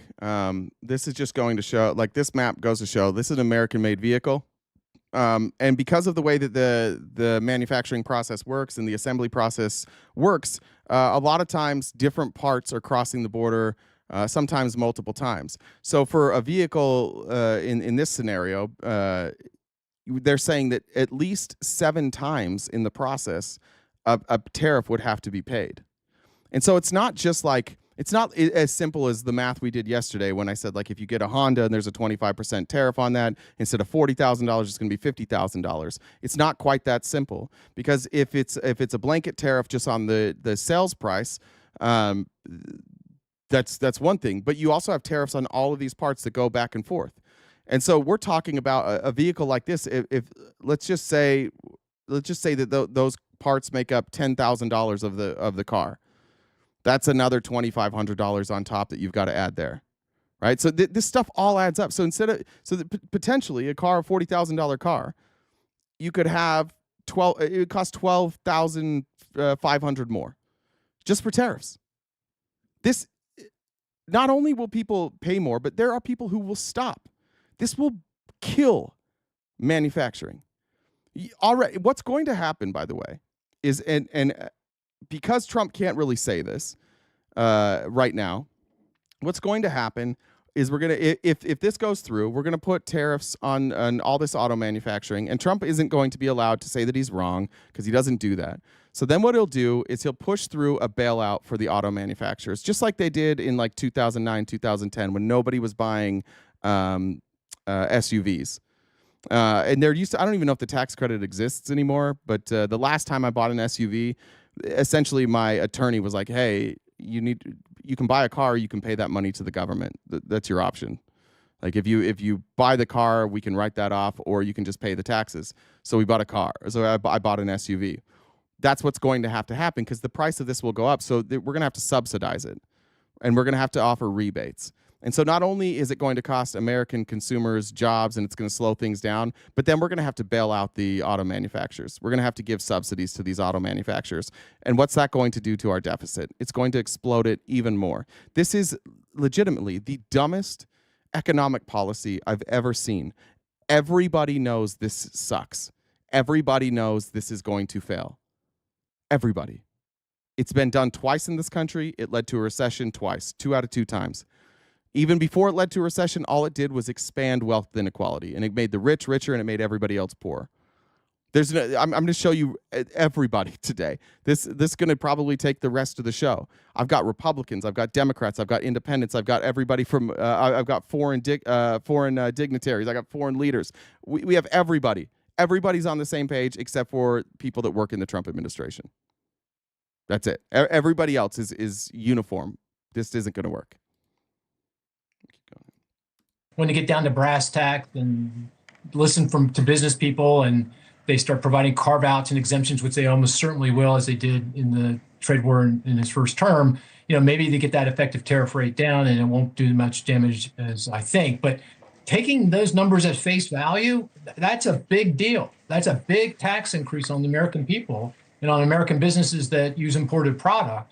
And, it's going to be very difficult to digest that without going into recession. So on the tablet now, guys, we have the new tariff rates. This is what Mark and I were talking about with various countries. Now, Mark says this comes out to maybe about 20% on average, but that's because, for example, this is what they did. They pull out this sheet today. This is the sheet they held up at the event, and they had all these numbers on it, and this is just an easier way of reading it. So for China, and that's the one that, I would highlight here, 34%. Why? Because they say, they being the administration, that China charges us 67%, and then so on and so forth. So this is half. Trump says it's a kind reciprocal rate. Is that even the right numbers that they're coming up with? Like, do you know, Mark, on China, 67%? I mean, that sounds inflated. It's not the actual tariff rate. Works in other stuff.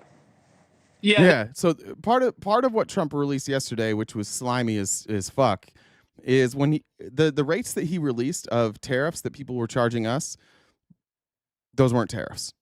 And I think on this video or another video they explain what it is, so I won't go through it now. But yeah, the numbers that he put out yesterday, not true. That apparently is all in. So that's just a reminder. I'm going to get lost in this, and I'm going to forget, and Jen's going to get mad at me about announcing certain things. So I apologize if I miss your comments. But just a reminder, we are crowdfunded. So if anybody can help us with Super Chats, Venmo, Cash App, whatever you can do to help us knock out that goal while we're going, that would be greatly appreciated. And I'll have Jen try and remind me to read the comments. That's the tariff. That's non-tariff trade barriers. And we have non-tariff trade barriers. I mean, we provide easy financing for a foreign airline to buy Boeing aircraft. That's included in there, presumably. It includes, he sounded like he was including, currency manipulation, whatever that means. I mean, I can see that with the case with China, but that certainly doesn't apply. Don't be dumb. Honda, GMC, Hyundai have all denied plans to reopen manufacturing. That's just something Trump said, but they've all denied it. To Europe or Canada or other trading partners. But you add that all up. But you ask the question, are those numbers right? It's an incredibly difficult number to calculate, to get the data that you need to be able to do that. I mean, we used to have the World Trade Organization that had people working on that for a living, over long periods of time. So, maybe it's right, maybe it's wrong. I don't know. But they certainly got a number, and now they're going with it, and it's a big number. No, it is a big number. So the argument that the president made, I want to get your... Someone asked that question. Rory said, how's any of that shit good for the American business? That's the real point. And the Republicans in here, even the comment earlier of like, Honda, Hyundai, all these companies have already said that they're going to reopen American manufacturing. Cool. Let's just say that was right. How many jobs is that? That doesn't fix any of this. Even if you, how many manufacturing jobs are you going to add at that point? And that's worth it? It's worth it to make Americans pay a hell of a lot more for all goods to bring back, 100,000 manufacturing jobs tops? Like that, I don't know how many manufacturing jobs you think they're going to bring back, but it's not millions. It's not millions of jobs. It still doesn't fix any of our problems. So great, now things are more expensive, but there's more people with manufacturing jobs. Cool. We still have the same problems. The real issue is this. What is this targeting? What is this fixing? Why are we doing it? Nobody can explain why we're doing it. Even those ones you mentioned, they all, according to Trump, announced that they were coming here before these tariffs. So if they already announced it, then why do the tariffs? See what I mean? See how this doesn't make any sense? It makes sense in a vacuum, but on a timeline, it's like, wait a minute. This isn't, the math ain't mathin'. Your thoughts on this, because I said it to Jonathan, our last guest, is that he literally said, from 1789 to 1913, we were a tariff-based nation. Turns out we raised revenue, and then the income tax came in for, quote, reasons unknown to mankind. Now, this is what you do for a living. So I've heard all kinds of arguments that are known to mankind for why we have the income tax. It's a better source or a more stable source of revenue. You don't put as much of a burden on poor people as you do with things like tariffs. But it is known. Yeah, a tariff is a regressive tax, right? I mean, lower and middle income households spend more of their budget on imported goods than high income households do. The income so it's going to hit the working class harder. It's more just to understand what a regressive tax is. A consumption tax in this scenario, which is basically what it is, it disproportionately affects people with less money, because if you're buying cheese and you are poor, that is a bigger portion of your budget than you're buying cheese if you're rich, right? It doesn't really affect you. So it's a regressive tax, and it's not like rich people that have 100 times more money than a poor person buy 100% more things, because they don't. So it doesn't affect rich people as much as it affects poor people. Even if the rich person happens to consume a little bit more, that's why it's a regressive tax, because by percentage, it's going to hurt. The less money you have, the more these tariffs hurt you. The more money you have, the less they hurt you. This is just another way of taxing middle class and poor people so that you don't have to tax on the rich. And this is what I just don't understand. Like, if this was opened up right now and we had debates, we had Republicans coming up here, every one of you would be like, oh, you guys, I'm so tired of you guys saying tax the rich. Like, where are we going to get the jobs? But if we say tax the poor and tax the middle class, which is all of you, you're like, yeah, this makes sense. Yeah, we should probably be paying more. Yeah, I really like what Donald Trump's doing. He's putting a tax on me and my friends. And the guys up there that they have all the money, they're flying on rockets. Yeah, they shouldn't have to pay as much in taxes as me because they created my job. None of them created your job either.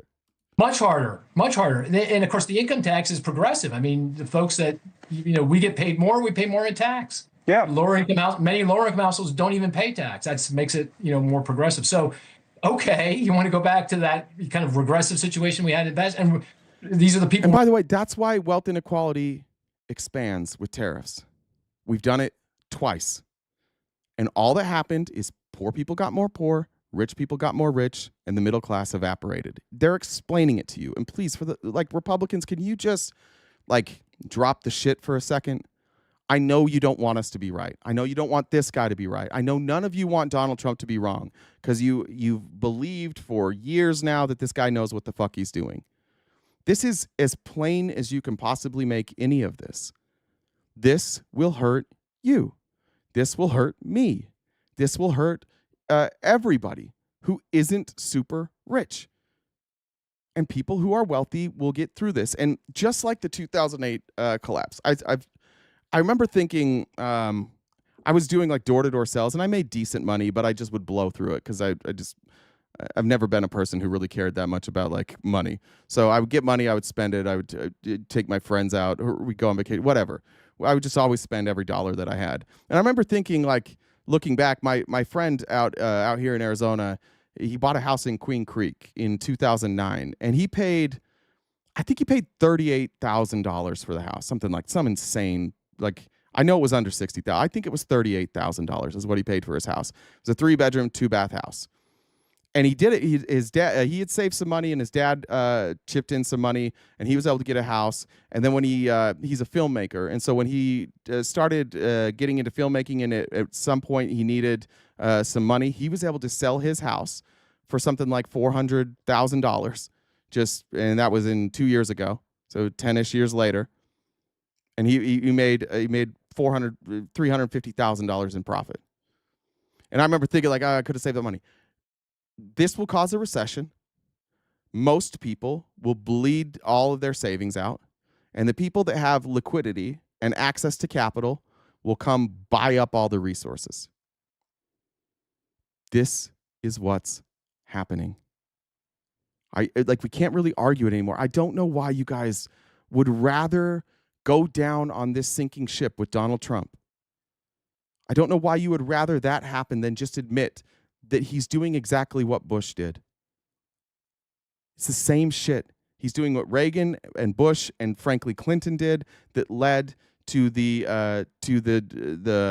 collapse in 2008. We're deregulating the fuck out of everything. Banks have never been more powerful. In fact, banks realized after 2008, we passed all these regulations. So what did banks do? What have banks done to make it so that they could do the same type of sketchy shit that they did before? They lobbied. They changed some names. I don't think they call them CDOs anymore. I think they call them something else. But they also invested heavily in crypto. That's why all these banks went to crypto, which was ironic because the crypto bros, like their whole thing was like, oh, dude, you guys trust the banks? Look what they did in 08. And then like 4 years later, they're like, dude, it's so good. Look, even the banks are in on it. Oh, that's why the banks are in on it? The banks are in on it because it's the future, huh? It's not because they recognize a deregulated industry where they can scam people?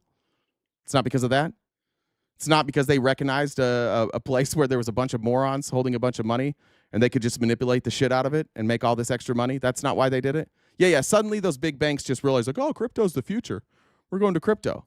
You guys went from, we're doing this because the big banks are bad to, look, the big banks are with us. And none of you have realized it yet. That's what this, and that's why you see like Donald Trump out here talking about waste, fraud, and abuse.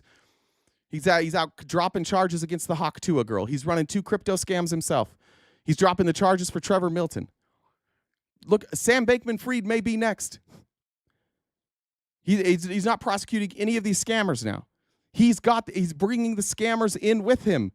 I'm just telling you, like, I get it. I understand this has been a battle with Trump. I understand you want to win this battle. I don't know why he's doing this. All the other shit you guys wanted. You want to ban trans people. You want to shut down the border. You want to do all this other shit. I disagree. But this one hurts you. This one helps nobody. Just let it go. I'll show you. I've got some Republicans, some of the most respected Republicans. I'll show you here in a minute. They're with me, not you. We're trying to help with getting manufacturing back in the United States and creating jobs. Here's the other thing. I don't know that I'd show that period back before 1913 as the shining example of a well-functioning economy. I mean, we had financial crises, ups and downs, swings. Yeah, bank runs, all kinds of things. And it was very unbalanced in terms of rich and poor. I mean, the Gilded Age, you had people running around with crazy amount of money and a lot of people struggling in a big way, right? So. Yeah, exactly. So I'm not sure I would just say that's what we want to go back to. So we got our problems with our income. What's that Gilded Age show? What's that? It was on Netflix or Hulu or something. I forget what it's called. It was about the Gilded Age. Everybody should just go watch that and realize like that's where we're about to be.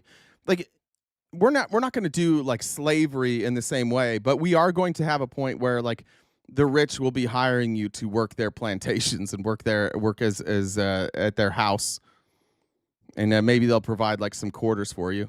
Is it called the Gilded Age? Oh, okay. There we go. Yeah. Income tax system, no doubt about it. But going back to tariffs, here's the other thing: tariffs are on goods. Goods are a small share of the total consumer pie. And I think this one was on. Maybe it's on HBO. It could have been HBO. Yeah. Share. We increasingly over time we're spending more on services. Healthcare, financial services, travel, that kind of stuff. Going to ball games, going to concerts, that kind of stuff. So if you put you start taxing goods, your revenue base isn't going to keep up with the reality of what we're spending our money on, and we're just not going to generate enough revenue to be able to manage the economy. And the thought, the thing. That's where I wanted to cut it off. So we can't keep our government afloat. We're cutting taxes. This isn't going to bring enough revenue in. So then we're going to have to cut some more. And you know where those cuts are going to come. Those cuts are going to come at the expense of poor people, at veterans, at elderly, at people with disabilities. They're never going to cut for the rich people. Here's how Republicans used to talk about tariffs back when they weren't owned by Donald Trump. Like, Republicans know this. And that's why many of them are being quiet now, with the exception of a handful. But here's what they used to say just a few short years ago, mocking Donald Trump's tariff policy. A tariff is a tax on Americans. A tariff isn't paid by the exporter. China's not going to pay the tariff. The buyer is going to pay the tariff. Donald Trump has proposed a 40% tariff, which is a tax on all of you. I think raising your taxes by 40% would kill jobs all across this country. I have never agreed with the president's tariff policy, and that's why I've never heard Joni Ernst talk before. That is tough. I do call him and I say, Mr. President, I need to talk to you about these tariffs. And he will come back and he'll say, oh, Joni, I know that you don't like tariffs, but I'm a tariff guy. Taxing European car imports hurts BMW because they can do the same thing to us. China wins when we fight with Europe. China wins when the American consumer has higher prices because of tariffs that don't affect Chinese behavior. Now with a 10% tariff laid down, who pays that tariff? The American workers and the American companies pay the brunt of all those. So far, Americans have paid $12 billion in tariffs. It's not punishing the Chinese, it's punishing us. You know, the highest tariff levels in the history of this country, the Smoot-Hawley tariffs, were enacted, and it shut down world trade. There's little doubt that these protectionist barriers that were put up in 1930 or 31 made the Great Depression worse. So let's not repeat that mistake. So what happened? Did history change? Did tariffs suddenly become sensible? What changed?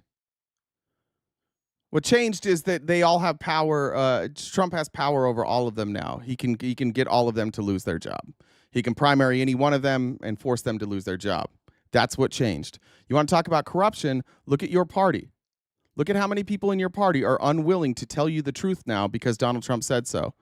And you're like, everybody in Washington lies. Yeah, especially you guys. Especially you, because you used to tell the truth, at least on some things, and now you're just pretending that you didn't say this. I hope that our administration is looking at ways to expand and grow opportunities for American businesses and farmers and ranchers and not get us into this tit-for-tat trade war with some of these countries, even China. A generalized tariff that would actually harm allies, harm American consumers, by the way. And again, if we start engaging in trade wars, I just don't believe anybody wins a trade war, quite honestly. I just think there's so much collateral damage. I think it's a very risky and dangerous strategy. I'm much more of a free trader. I have worry about retaliation against our products that certainly we have. Isn't it amazing how long this video is, by the way? Like, it wasn't just like a one-off. It was all of them. A lot of in Wyoming. So I'm focused on the businesses here at home, the impact of trade, and the impact of tariffs, which I have concerns about, and specifically the retaliation that may come as a result of this new announcement. Strong trade relationships, particularly with Canada and Mexico, are primary drivers of our nation's economy. We must protect those relationships and be careful as we consider changes in our approach to trade to be certain that Americans continue to benefit from the economic opportunities that have created by a strong trade policy. That's a lot.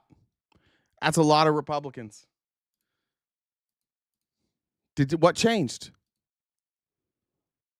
Outside of Donald Trump being more powerful than ever, what changed? Here's I forget her name, this host on MSNBC, showing Trump's just making shit up. They go out and they roll out these numbers. They're just making shit up. I want to highlight something. Donald Trump has argued over and over that we need to impose these tariffs because other countries have been ripping us off for years, taking advantage of the American people. The White House says the 10% tariffs are going to apply everywhere. Well, Wired and Axios pointed out something really important. Those taxes include the Heard and McDonald Islands. You can see right here on this massive list the administration put out on social media. But here's what you might not realize. Those islands, they're in Antarctica. They don't produce any exports. Do you know why? Because there are not any human beings that even live there. If this occurred with any other president or any other politician, it would be headline news for months. If Biden had ever done something close to this dumb, it would be headline news. It would the Trumpers would bring it up every single day. It would be ingrained in their talking points. I mean, just yesterday, Donald Trump, after he announced his executive order, he just moseyed off the stage. He forgot to sign it. That actually happened. And Fox News covered it for a week with Biden, like a week straight. And I had to, we kept saying during debates, like, bro, are we really going to debate about this shit? Are we really going to talk about this shit every day? Yeah, he walked off the stage before he finished something. And now Trump does it, not a peep. Not a peep from any of you guys. None of you are willing to address the fact that this guy every single day says things that are so blatantly wrong that you have to question who is surrounding him too. Like, who's not catching this shit? It took social media all of 20 minutes to figure this shit out. There's just nobody on Trump's team that's going to fact check the stuff that they're putting out. Just Stephen Miller goes down to Kinko's and then comes back with the graph. He's like, yeah, print it. Our people are too goddamn dumb to realize it. We've got them so upset at liberals that no matter what we do, they're just going to scream at liberals. So don't worry about it. None of our shit has to be accurate. You guys don't hold him accountable to anything, and that's why we've got the fucking dumbest administration in the history of the world, and you don't know it because you've just been conditioned that we support him always, and you're so mad at us, and you're so triggered by every fucking little thing that now we have a real crisis on our hands that's going to hurt you, and you're out here going, oh yeah, Trump derangement syndrome. That's right, tariff the penguins. That's our next shirt. By the way, I wore my Kamala hoodie today. This has been retired since the election, and I had no plans on wearing it again. And then today I'm just like, it's maybe a good reminder that we could have not had the dumbest trade war in history if we had Harris as president. No possible way that they could be taking advantage of us on trade. What we do not know is if the penguins who live there will retaliate. They may. Benny said, tell me a joke or something. Tell a joke for me or something. Do I have a good joke? We can do it. My mom's favorite joke. I've told it before. How do you catch a polar bear? You cut a big hole in the ice, and you get a can of peas, and you put peas all around the edge of the hole in the ice. And when the bear comes to take a drink, you kick him in the ice hole. That's my mom's favorite joke. There's your joke for the day. Kurt, thank you for the super chat. Appreciate it. Benny, also thank you for the donation there. We're cranking away at that gift goal. Thank you guys so much. I know things are tight, so I know that a lot of you are giving when money's tight, and that means a lot to me, and I appreciate it. On to the next one. I think this explains like where they got the phone. Yeah, here it is. So this is from Mediaite, just explaining how Trump used these, came up with these numbers. So when Trump announced the tariffs at the Rose Garden, next to each country, there were two columns. You can see them here. I don't know if that's, I'll make that a little bigger. There we go. If you look at the columns here, you have tariffs charged to the United States and USA discounted reciprocal tariffs. But again, we don't get charged tariffs, so this doesn't make any sense. This isn't money that we pay. Anything that they tariff on their end, like if these numbers were correct, which they're not, which I'll show you in a minute, 67% China, 90% Vietnam, these are the citizens of those countries that would be paying that tariff. But again, we're still in a world where we're pretending that Donald Trump gets to have his own description or interpretation of what a tariff is, and he does it like he just gets to believe whatever he wants about tariffs. So we still live in a world where this stuff goes out and we're like, yeah, I know. It's almost obnoxious at this point with the Republicans. We'd be like, yeah, but you know who pays the tariffs. And they're like, I know. And you're like, well, why doesn't it bother you that Trump doesn't seem to know that? And they're like, 4D chess, it's a negotiating tool. Anyways, first column contains a qualifier stating tariffs charged to the USA. And it says in fine print here underneath that this accounts for currency manipulation and trade barriers. But they don't tell us what that means. So they're just making up numbers. It's unclear how the Trump administration calculated the manipulation and trade barriers. I think with what they did, especially in countries that don't exist or that don't have any people, when they said that those penguins were charging us 10%, maybe the penguins were manipulating the currency. Maybe it was the fact that there was ice that made it hard to trade with the non-existent people. And so they said 10% because of the ice, because that was the trade barrier. I don't know. I don't know how they got it. Obviously, their numbers don't make sense because some of these numbers cannot exist and they still have a number next to them. So obviously, whatever calculation they're using is completely made up. And it's like, I mean, Trump has done this before. Trump's done this his whole life. When he was under oath, he was testifying like how he came up with the valuations for his properties, and he's like, "Yeah, I just go by how I feel. It's just what I feel the numbers might be." And he counts on people, an electorate that doesn't fact check things, a lazy electorate, perhaps an uneducated electorate, or an electorate that is so absolutely indoctrinated to just hate the left that no matter what Trump said, they don't even hear what he says. They just know they're supposed to be mad at the left. So they just wait for us to say things, and then they come in and they get mad. I mean, that's what you've seen from our Republicans in the chat today. They just wait until you say something, and then they just play whataboutism. They have no idea what he's saying. They don't even listen anymore. The second column's labeled the USA discounted reciprocal tariffs, which is insinuating some sort of discount, which makes like these are new tariffs. I don't know. How do you discount something that wasn't there before? Like, it's not a discount. It's like if I'm selling shirts and they're $20 a shirt, and then I sell them for $30, I'm like, these have a 30% discount. It's like, wait a minute. Discount from what? From what you wanted to charge? So I think that's what he's saying. Like, I wanted to charge more, but I gave him a discount. It implies that Trump's tariffs are merely a response to tariffs levied by other countries on U.S. goods, and that Trump's tariffs are discounted as if their imposition were modest by comparison. Looking at the alleged tariffs other countries are supposedly levying on U.S. goods, one might be struck by the exorbitant rates in some cases. For example, if China were really imposing a 67% tariff on U.S. goods, or if Vietnam were implementing a 90% tariff on U.S. products, that's something that likely would have been retaliated against a long time ago. But in fact, these numbers do not represent tariffs. Take the EU tariff on U.S. goods of 39%. In 2024, the U.S. exported $370.2 billion worth of goods to the EU, according to the Office of U.S. Trade. Meanwhile, the U.S. imported $605.8 billion from the U.S. That means the U.S. ran a trade deficit with the EU of $235.6 billion. So what the Trump administration seems to have done is taken the deficit of $235.6 billion and divided it by the total number of imports, yielding a figure of 38.89%. They made up a number. Then they rounded up to 39% and called it a tariff to the USA. Obviously, that's not a tariff. That's just our trade deficit. It's not a tariff.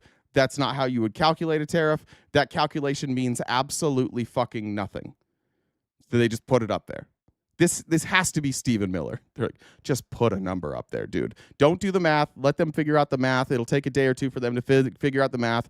By that point, we'll already have the story out there. We'll already have presented our talking points. We'll already get it out to Caroline Leavitt and the Republicans. They'll repeat it, and the base will just go out there and say the same shit that they've been told to say, and nobody will ever realize that we just made up fake tariff numbers so that we could tax the middle class and the poor instead of the rich. And thank God for us, we have the world's dumbest voting base.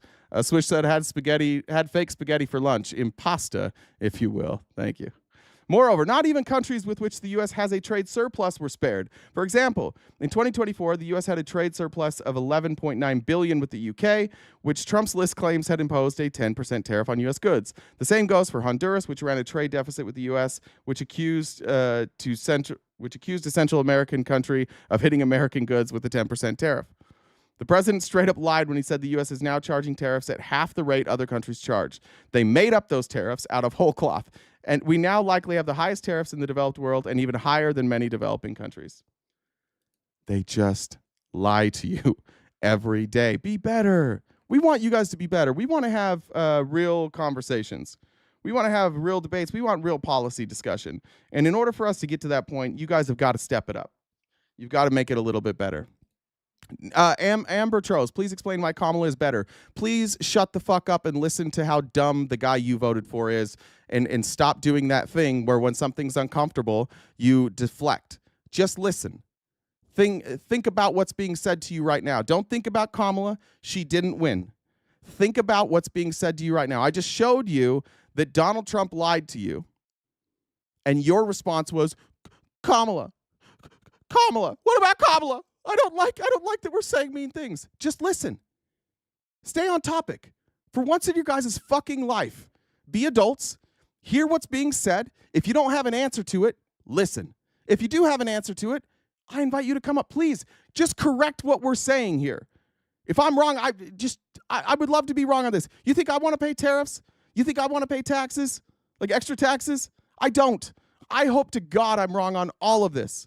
I really do. But I can do math. And that's the problem. If you can do math, you know that this is bullshit. So please, stop worrying about Kamala Harris and talk about Donald Trump right now, because he's lying right to your fucking face. What kind of human being, like just what kind of grown up with any sense of self-worth at all, when somebody lies right to their face that they trusted, Instead of acknowledging that lie right to their face, they're like, what about? Have some self-respect. Think more of yourself. Carry yourself a little higher. Have a little more confidence. Don't allow yourself to be somebody who gets lied to every single day. We need Americans to be better. I don't know if you have kids. I don't know if you have friends or family, but your family, your friends, and America needs you to be better. We need you to get out of this abusive relationship.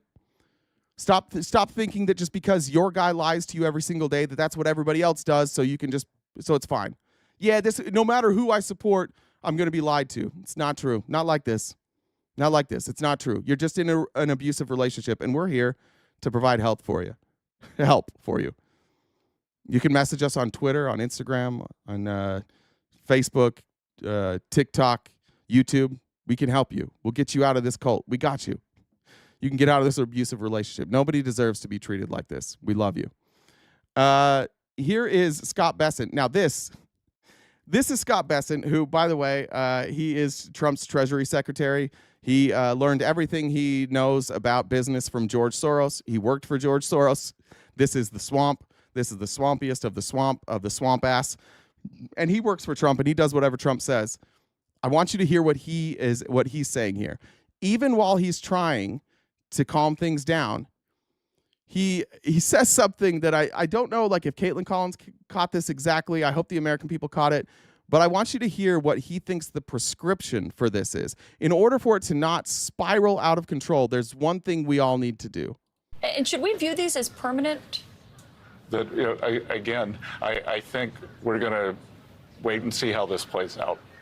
And if countries retaliate, which so he doesn't know. He's the Treasury Secretary. He has no idea. Nobody seems to know what the plan is.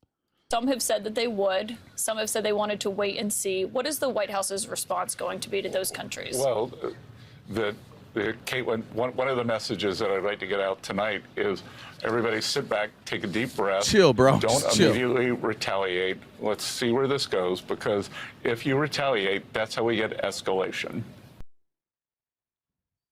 That's insane.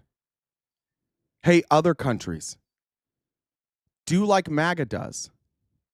Turn around, lay on your stomach, put your ass in the air, and thank Donald Trump for fucking you in the ass. Hey, rest of the world, why can't you just be like all these MAGA cucks? Put on the red hat, bend over. Don't worry if we lube it up. It might hurt for a minute. But bend over, take what's coming to you, turn around, and say thank you. Hey, Mexico. Hey, Canada. Hey, the UK. Hey, China. Hey, South Korea. Have you thought about just letting him raw dog you in the ass? Have you thought about that? Because if you don't let him just raw dog you in the ass, then things are going to get worse. How about don't have a fucking psychopath for president? How about we don't have to have a world that has to walk on eggshells around the world's dumbest fucking guy? Because Scott Bessent knows. He's like, bro, if you guys retaliate, we're fucked. That's the other thing you don't like. Everywhere around the world is announcing retaliatory tariffs against us, and you think that America is strong enough that the rest of the world needs us, and it doesn't. The world economy can function without us if they come together and negotiate trade deals, and that's exactly what they're doing this morning. Is they're leaving us out of these conversations and negotiating trade deals amongst each other. That's what's happening right now. And Scott Bessent fucking knows it, which is why he's pleading with that little face. Pleading with other countries. Please do not respond to Trump. Please don't. Please don't do it.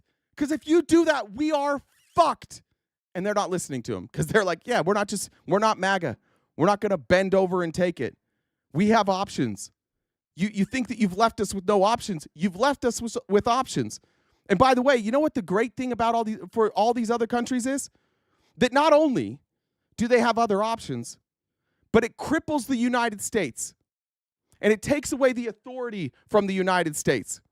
And it takes away some of the power from the United States. The reality is the world deals with us. The world puts up with the fact that we are the bully. And they do their best every day to try and get the United States not to be a bully. And they try and get along.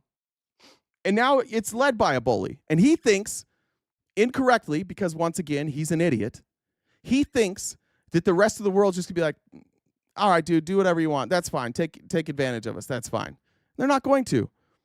And the scariest part about all of it is that I don't trust that Donald Trump, when this starts affecting us, I don't trust that he won't try and take over Canada. I don't trust that he won't try and take Greenland. I don't trust that he won't try and take over Mexico. And frankly, like, I'm just anti-war, which you guys all said you were too. And I swear to God, every last one of you guys, every last fucking one of you that still has the red hats, as soon as Donald Trump says we're invading Canada, you're like, fuck yeah, let's go. You'll be pro-war so goddamn fast because you hate anybody who has the audacity to stand in the way of your dumbass bully president, and they're not doing it. They're not backing down because they recognize him as what everybody outside of MAGA recognizes him as, an idiot. He's not smart. He's not a good negotiator. He's not intelligent. He's just a senile old man. Stephen said, did you just describe your favorite position? I don't know, Stephen. I don't know. And then it becomes a full-fledged trade war in your view? Not a trade war, depends on the country. But remember that the history of trade is we are the deficit country. The deficit country has an advantage. They are the surplus countries. The surplus countries traditionally always lose any kind of a trade escalation. So Ambrose is still here. What about trans people? How come you're talking about the one thing that will affect all Americans and you're not talking about the thing that affects almost nobody? Why aren't you focused on the important thing? Women's sports. Women's sports. That's important. We should not be talking about tariffs or the fact that Donald Trump is a goddamn moron. We got to talk about trans people. Bro, just go watch your porn. Just go watch it. I don't know if this is like your warm up, like if this is how you get your dick hard before you get going. Like go watch your porn. Go do it. If you're that obsessed with trans people, like there's websites for it. I highly recommend going to places where the content creator though is getting. Let's do it ethically. Find a content creator, an adult content creator, and subscribe to them and pay them directly for their videos. Don't be one of those leeches that goes and gets it for free. How dare you? Stop worrying about trans people. Nobody's fucking worried about trans people right now. The only people worried about trans people right now are you, because you're uncomfortable with this. I don't have an answer for this, so I'm going to bring up trans people. Let it go, you fucking perv. Let it go. Trans people are great. We love them. They're not hurting anybody. Shut the fuck up. Worry about this. This is going to hurt you. All right. Here's Mexico President Claudia Sheinbaum. God, every day I want to move to Mexico. If I did not have a child, I would be in Mexico tomorrow. What a great country Mexico is. I love Mexico. What a great leader Claudia Sheinbaum is, by the way. Claudia Sheinbaum's just like after years of problems in Mexico, she's doing everything. She's cleaning up the cartel shit. She's helping on the border. She's nationalizing the future of Mexico by nationalizing lithium mines. She's providing expanded access to healthcare. God damn it, we need Claudia Sheinbaum so bad. All of which is sort of dumbfounding that we're here, Doug. And to this, we do have some breaking news. Yeah. We talk about reciprocal. So Mexican President Sheinbaum has just said she will come out and she will announce Mexico's response tomorrow at 2:00. Okay, so I mean, just saying that she did this. This came out from Mexico minutes after Trump's Treasury Secretary said this. My advice to every country right now is do not retaliate. Sit back, take it in. Let's see how it goes, because if you retaliate, there will be escalation. If you don't retaliate, this is the high watermark. Hey, guys, if you don't bend over, it'll get worse for you. He's just threatening. Like, these are our friends, and there's no reason for it. That's the other thing. It's one thing if there was a reason for any of this. There is absolutely no reason for any of this other than there are some very rich people who want to have access to all economies in the United States. They want to control it. And so there are some rather racist, rather bigoted folks that have most of their money in tech VC, and they want to own everything. And this is how they do it. And so Scott Bessett's just being like, hey, guys, please, rest of the world, can you just ignore him? I know this is bad, but can you ignore him, please? because if you don't ignore him, it's going to get worse. We're dealing like they were trying to hold the rest of the world hostage. Like, you guys should have had a maniac for a president. It's great. And again, even if like I would oppose these tariffs anyways. Like, even if it was beneficial to Americans, I would oppose these tariffs. I think because they're nonsensical and they're hurting. I care about other people around the world. I care about their countries. And frankly, like, even if I didn't care about them, other countries having stable economies, having thriving economies is good for us. We want every country to be as wealthy as possible. But Donald Trump looks at things through a different lens. He looks at this idea of like wealthy is a competition, who can have the most wealth. And so he sees countries catching up to us. He's like, I want America to have the most money again. And so he does shit like this. I would oppose it even then. But it would be one thing, at least I could accept the argument. If we legitimately were losing jobs because of tariffs, if we legitimately were bleeding jobs because of tariffs, we've bled jobs, we've bled manufacturing jobs for one reason and one reason only: capitalism. And that flight, this rewriting of history of capital flight and manufacturing flight, as if it was like some woke agenda and not right-wing conservative capitalists who were tired of not being able to pay slave wages because progressives in this country were championing higher minimum wages and unions. Remember, this has been the Republican argument forever. If we raise wages, if we pay people a living wage, then these corporations will go overseas. So what do you think the wages are going to be if they come back? They're going to be a living wage? Probably not. What states are they going to go to? They're going to go to Tennessee. They're going to go to Arkansas. They're going to go to Minnesota or Mississippi. They're going to go to Alabama. I don't know if it's Oklahoma. They're going to go to places that have a low minimum wage and that have very little workers' rights. And that's where they'll build their manufacturing out. Why will they do it there? Because they can pay cheap wages. So even if any of these manufacturing jobs come back, we're going to have to do it in the cheapest possible way, meaning we're going to have to pay slave wages. You'll see Florida's already preparing for this. Florida's changing their laws because you know what they don't have enough of? People who want to work cheap jobs. So Florida's like, let's throw the kids into the job market. Let's make sure that kids can work too. Can they work overnight on a school night? You're goddamn right they can. Do they deserve lunch breaks? Not really.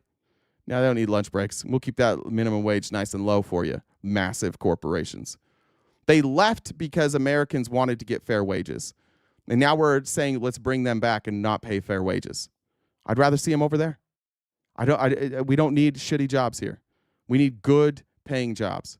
We need solid jobs. I don't think this is going to do the trick for America.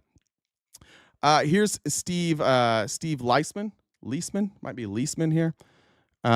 Steve Leisman is an economics reporter from CNBC. They got a little fiery, but I appreciated this interaction here. The revenue that you want, I think, from those. Look at these.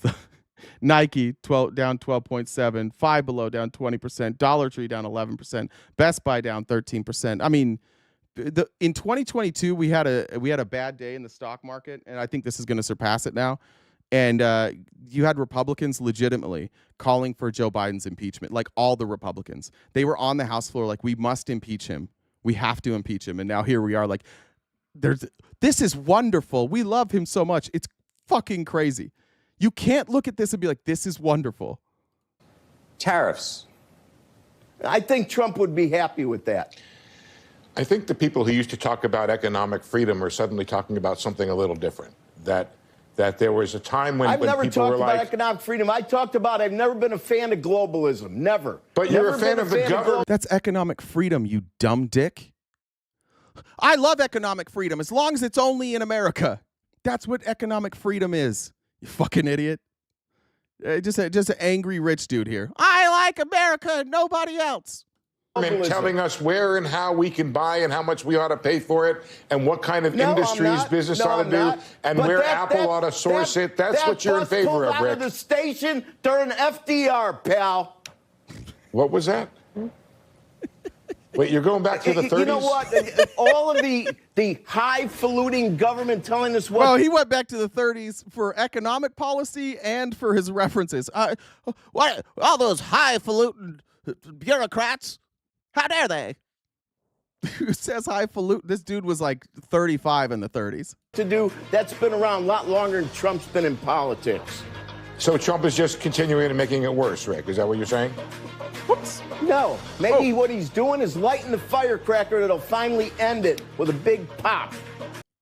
So he's going to make it worse. No, he's not making it worse. He's blowing it up. Oh, that usually fixes it. That'll fix it. He's just going to fuck the entire world economy. Okay. Who capitalizes? If the world economy is fucked, who capitalizes? Who winds up with all the benefit? Fucking rich people. That's who gets the benefit. Not you, not me, none of us. We're all fucked.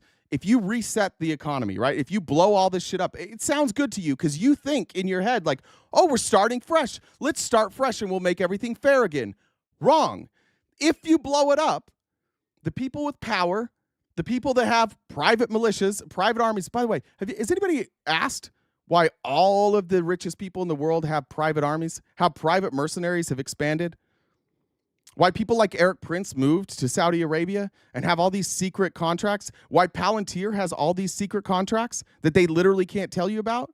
With all the oligarchs in Russia, with a bunch of the richest people in Israel, with a bunch of the richest people in Qatar, in UAE, in Egypt, in what were the other countries from Abraham Accords? Anybody figured out why those people are like building up their arms right now? Why they're buying private cities? Why they're walling themselves off?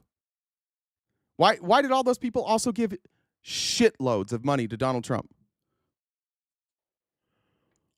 He said this was the plan all along. I'm gonna cover something tomorrow that's gonna fuck everybody's day up. It's not gonna be good. There is a plan for this. This is included in a plan.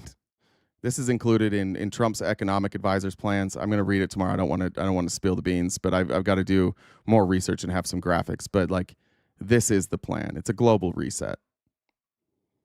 I mean, I don't know which like messaging we need to give to get people to care. The messaging of this is going to fuck you over doesn't seem to be working. I don't know what messaging is going to work, but like that's what they're doing. They recognize that with the situation we're in is untenable, so they want to create a reset where everybody resets except for them. They actually come out with more power or the same amount of power, and everybody else gets reset. And then we're just gonna like, I hope they do the right thing. I hope that all these people who have stepped over their workers over and over and over again to become billionaires, I hope they finally do the right thing. Mary, thanks for the super chat there. Let me check with Jen's. Alyssa said, fuck Tex and DJT. I got that one, Charles. What was this?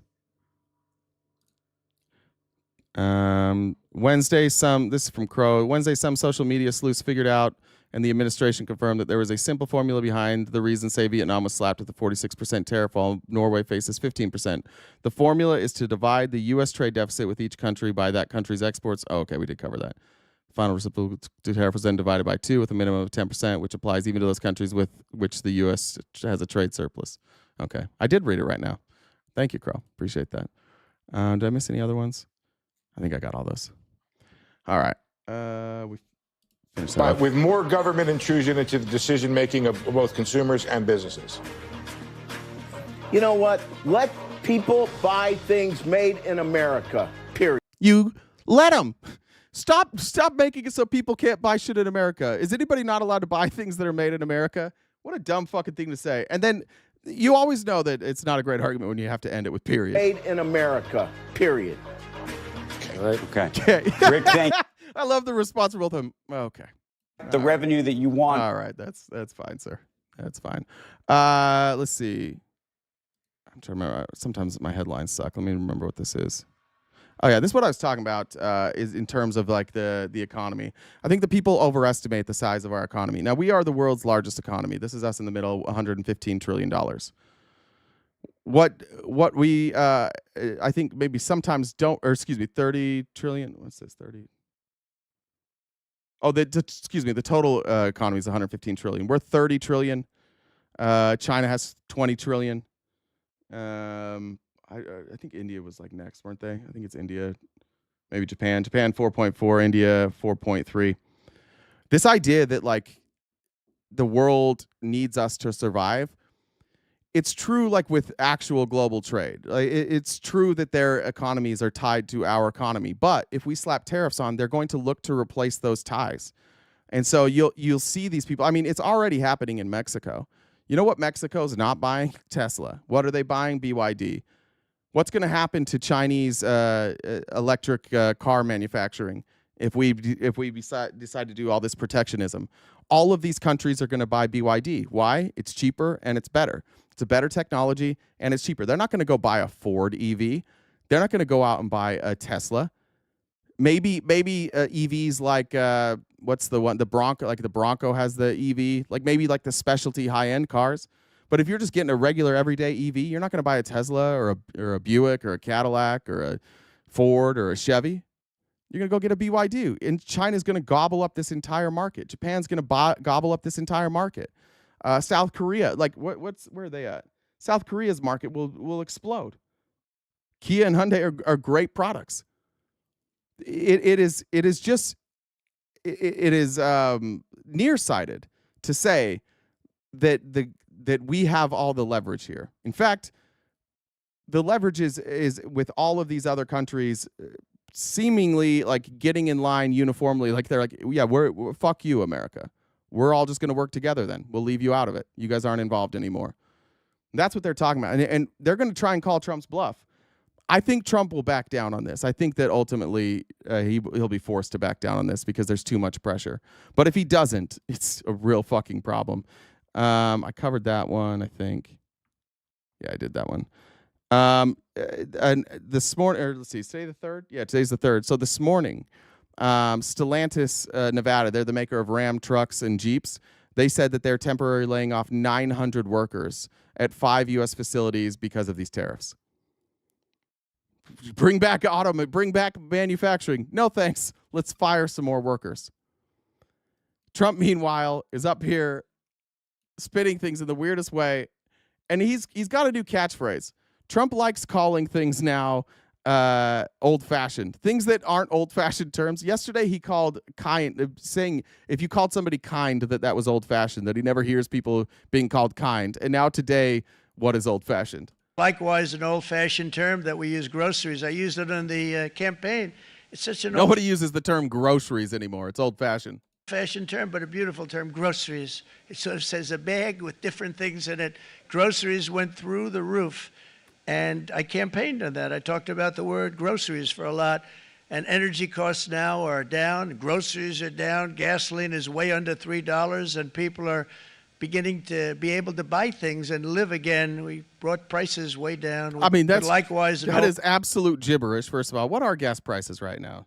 National gas price average is not... Okay, fair enough. He said it was way below $3, and he stretches the truth. It is above $3, but it is above $3. It's $3.26. What states are below $3? I'm trying to find a state that's below $3. Texas is at $2.87. Oklahoma's $2.81.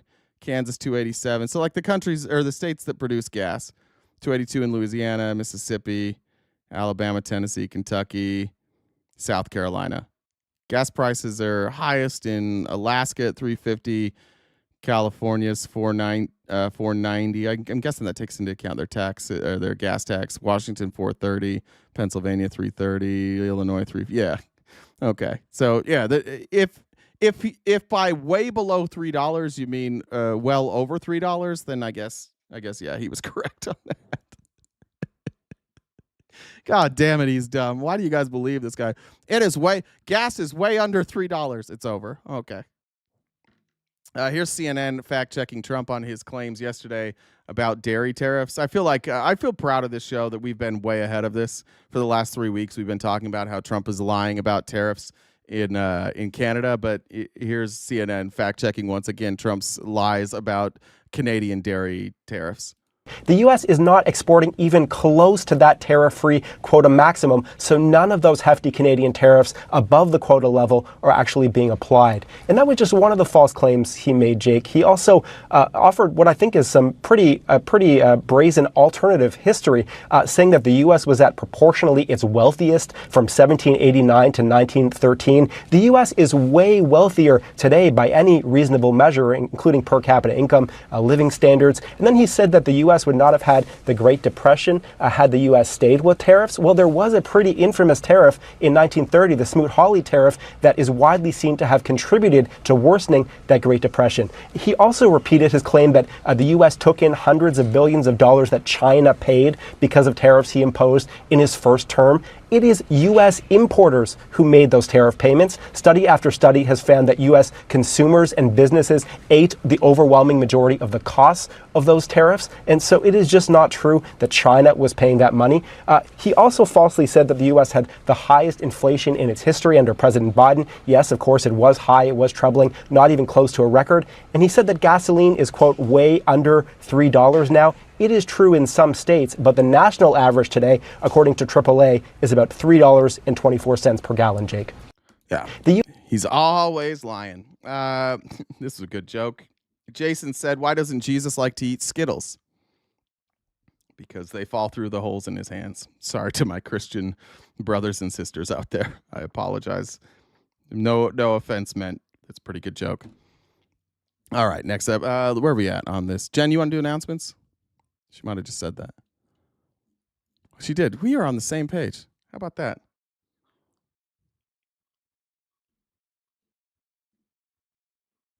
She's coming. Yes, I did. Hey.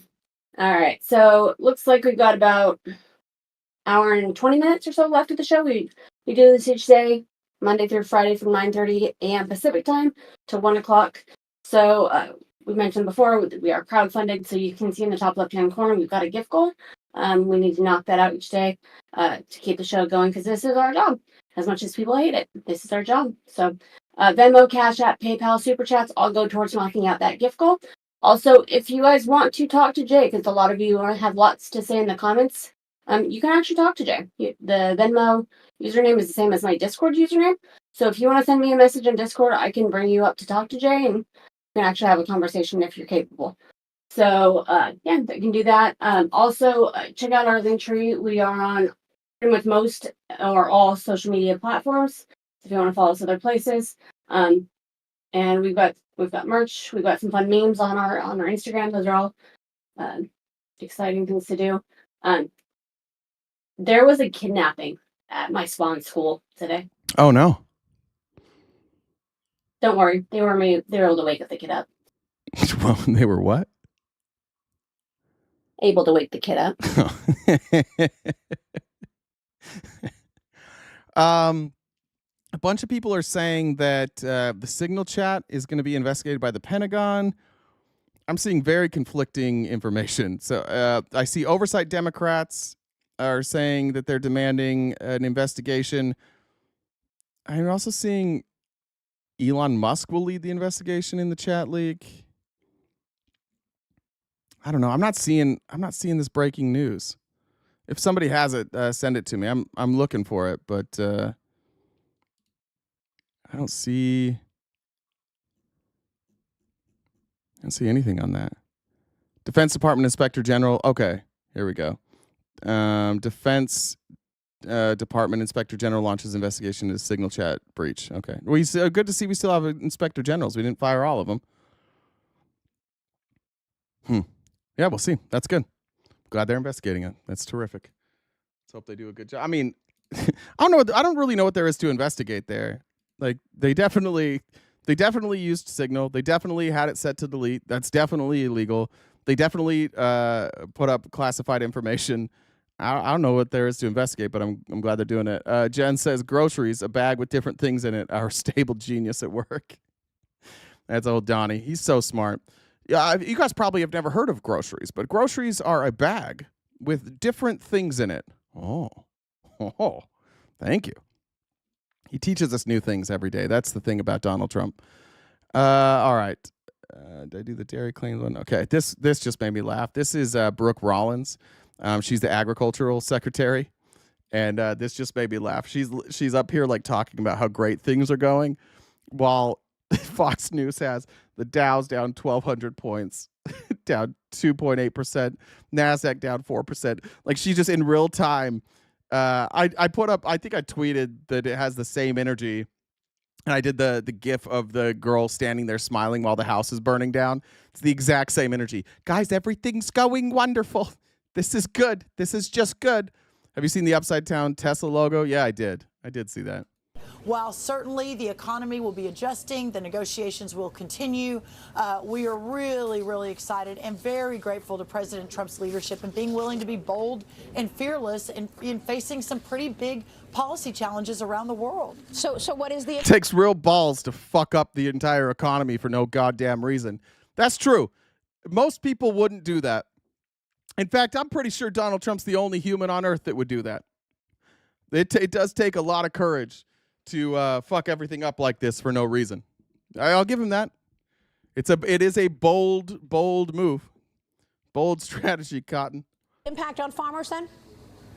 Well, we'll see, right? I mean, we're negotiating. Now we move into some significant negotiations. I mean, I've got a great chart here. While certainly the economy will be adjusted. Oh, reset there. All right, I just thought that one was funny. Then we have Howard Lutnick, who's again, I don't know what I still don't really get what Howard Lutnick's doing. He's the Commerce Secretary. He doesn't seem to really understand anything. He's at every Trump event, and you can just see him sitting there laughing for no reason at everything Donald Trump says. Like he might as well be like the guy holding the sign that says "Laugh, please." Here's what he says about Europeans now. This is fucking stupid. I almost feel bad playing this, to be honest. This is one of the dumbest fucking things I've ever seen any member of the government ever say. And the attempt to, like, they just know how dumb their base is. And they know that their base, like, if you just tell them that it's libs and libs hate you, they're only doing this because they hate you, that's good enough for them. They're not going to look into that. I mean, the European Union won't take chicken from America. They won't take lobsters from America. They hate our beef because our beef is beautiful and theirs is weak. I mean...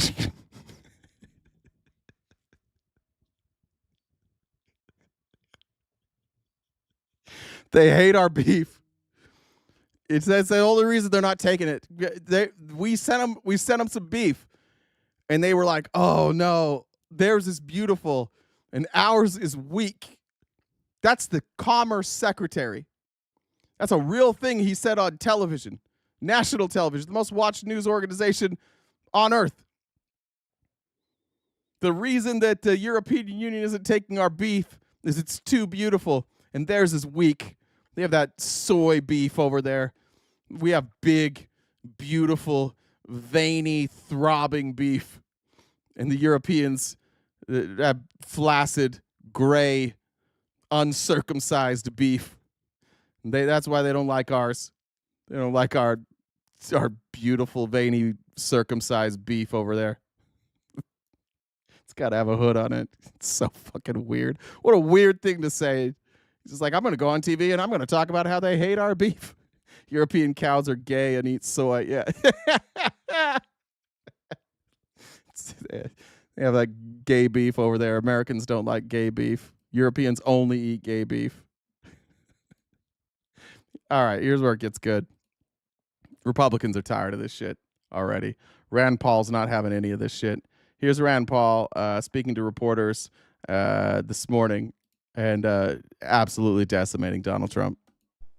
Tariffs have also led to political decimation. When McKinley most famously put tariffs on in 1890, they lost 50% of their seats in the next election. When Hott and Smolley put on their tariff in the early 1930s, we lost the House and the Senate for 60 years. So they're not only bad economically, they're bad politically. Let me play it again real quick, actually, because I had the volume down low. I'm going to play it one more time. Tariffs have also led to political decimation. When McKinley most famously put tariffs on in 1890, they lost 50% of their seats in the next election. When Hott Smolley put on their tariff in the early 1930s, we lost the House and the Senate for 60 years. So they're not only bad economically, they're bad politically. Yeah, not good. Chris said, you short-sighted child. Here's Chris telling us to just trust Donald Trump. Let the government keep doing the same thing because it was working so well before. Just keep letting other countries take advantage of us. They're not taking advantage of us. You're fucking stupid. That's the problem. They're just telling you that they're taking advantage of us, and they're not. The reason that we're in debt, the reason that things aren't going super well in this country is because we won't ever tax people appropriately for what we spend. Has absolutely nothing to do with trade. Nothing. This is just what Donald Trump is telling you so that you'll ignore the fact that he's cutting taxes for his billionaire friends and exploding our debt, but they can't tell you the truth about why we have debt. And it's as simple as this. If you're spending money and you don't bring enough in your own personal life here, if you spend $20,000 a month and you bring in $15,000 a month, you will run a deficit at $5,000. And you're going to, if you put it on a credit card with interest, it will compound. And you're going to do it every year.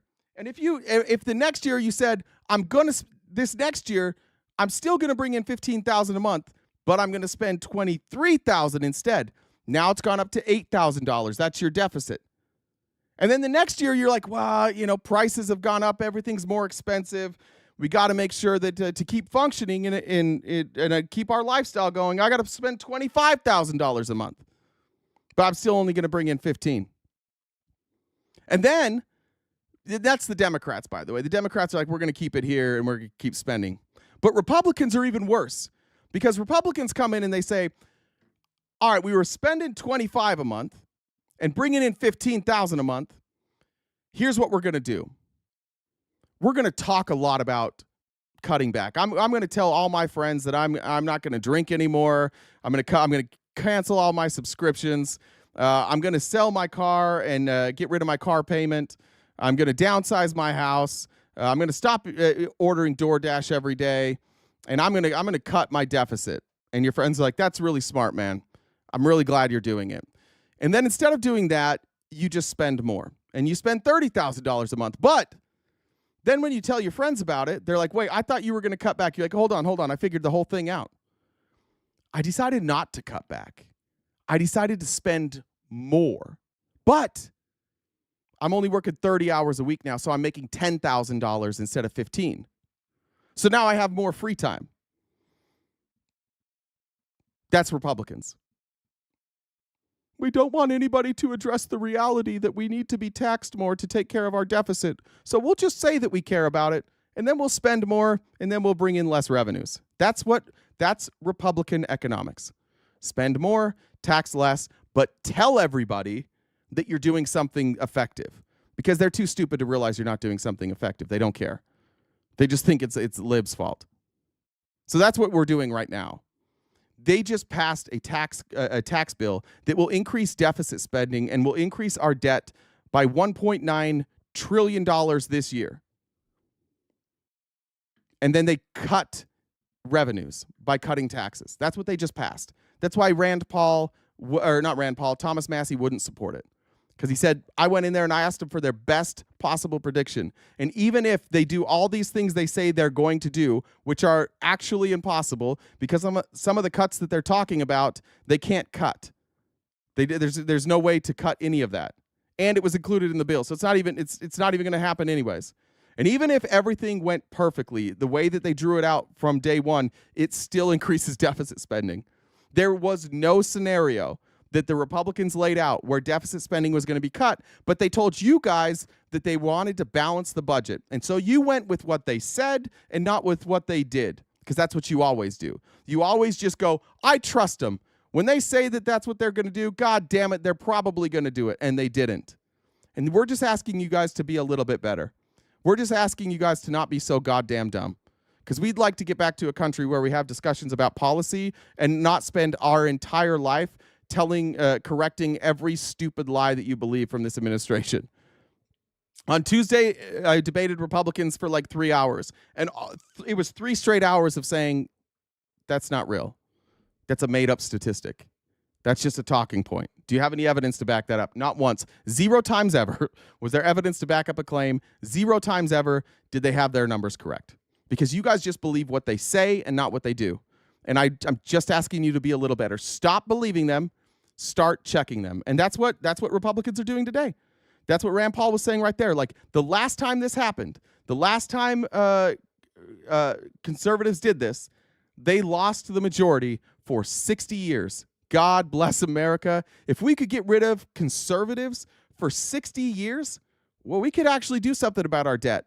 And we could do something about our debt while also providing services, free education, universal health care, and we could just tax people appropriately. I kind of hope they fuck this thing up so bad and so quickly that the whole country turns and you guys don't get a majority for a long time. Because your policies that we've been trying since the 1980s have fucked our country almost beyond repair. And I agree with you. When you guys say that, like, oh, it wasn't going so well. No, it wasn't going so well. And you're the reason it wasn't going so well. Your policies that you're advocating for. Democrats were in on it too. But the policies you advocate for right now are the exact policies that got us in this situation. Here's Rand Paul again. And you may be wondering, who's that? Is that Tim Kaine? Wait, is that a Democrat and a Republican coming together for a Fox News interview? They must be there to debate each other. That must be what this is. Rand Paul, who is far right politically as you could go, and Tim Kaine, which is like he's left of moderate, they couldn't possibly agree on this when it comes to tariffs, right? Now for getting behind this.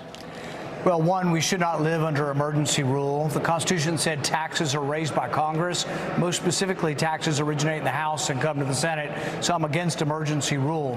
But on the tariffs in particular, on the idea of trade, trade is proportional to wealth. The last 70 years of international trade has been an exponential curve upwards, and the last 70 years of prosperity has been upwards also. We are richer because of trade with Canada, and so is Canada.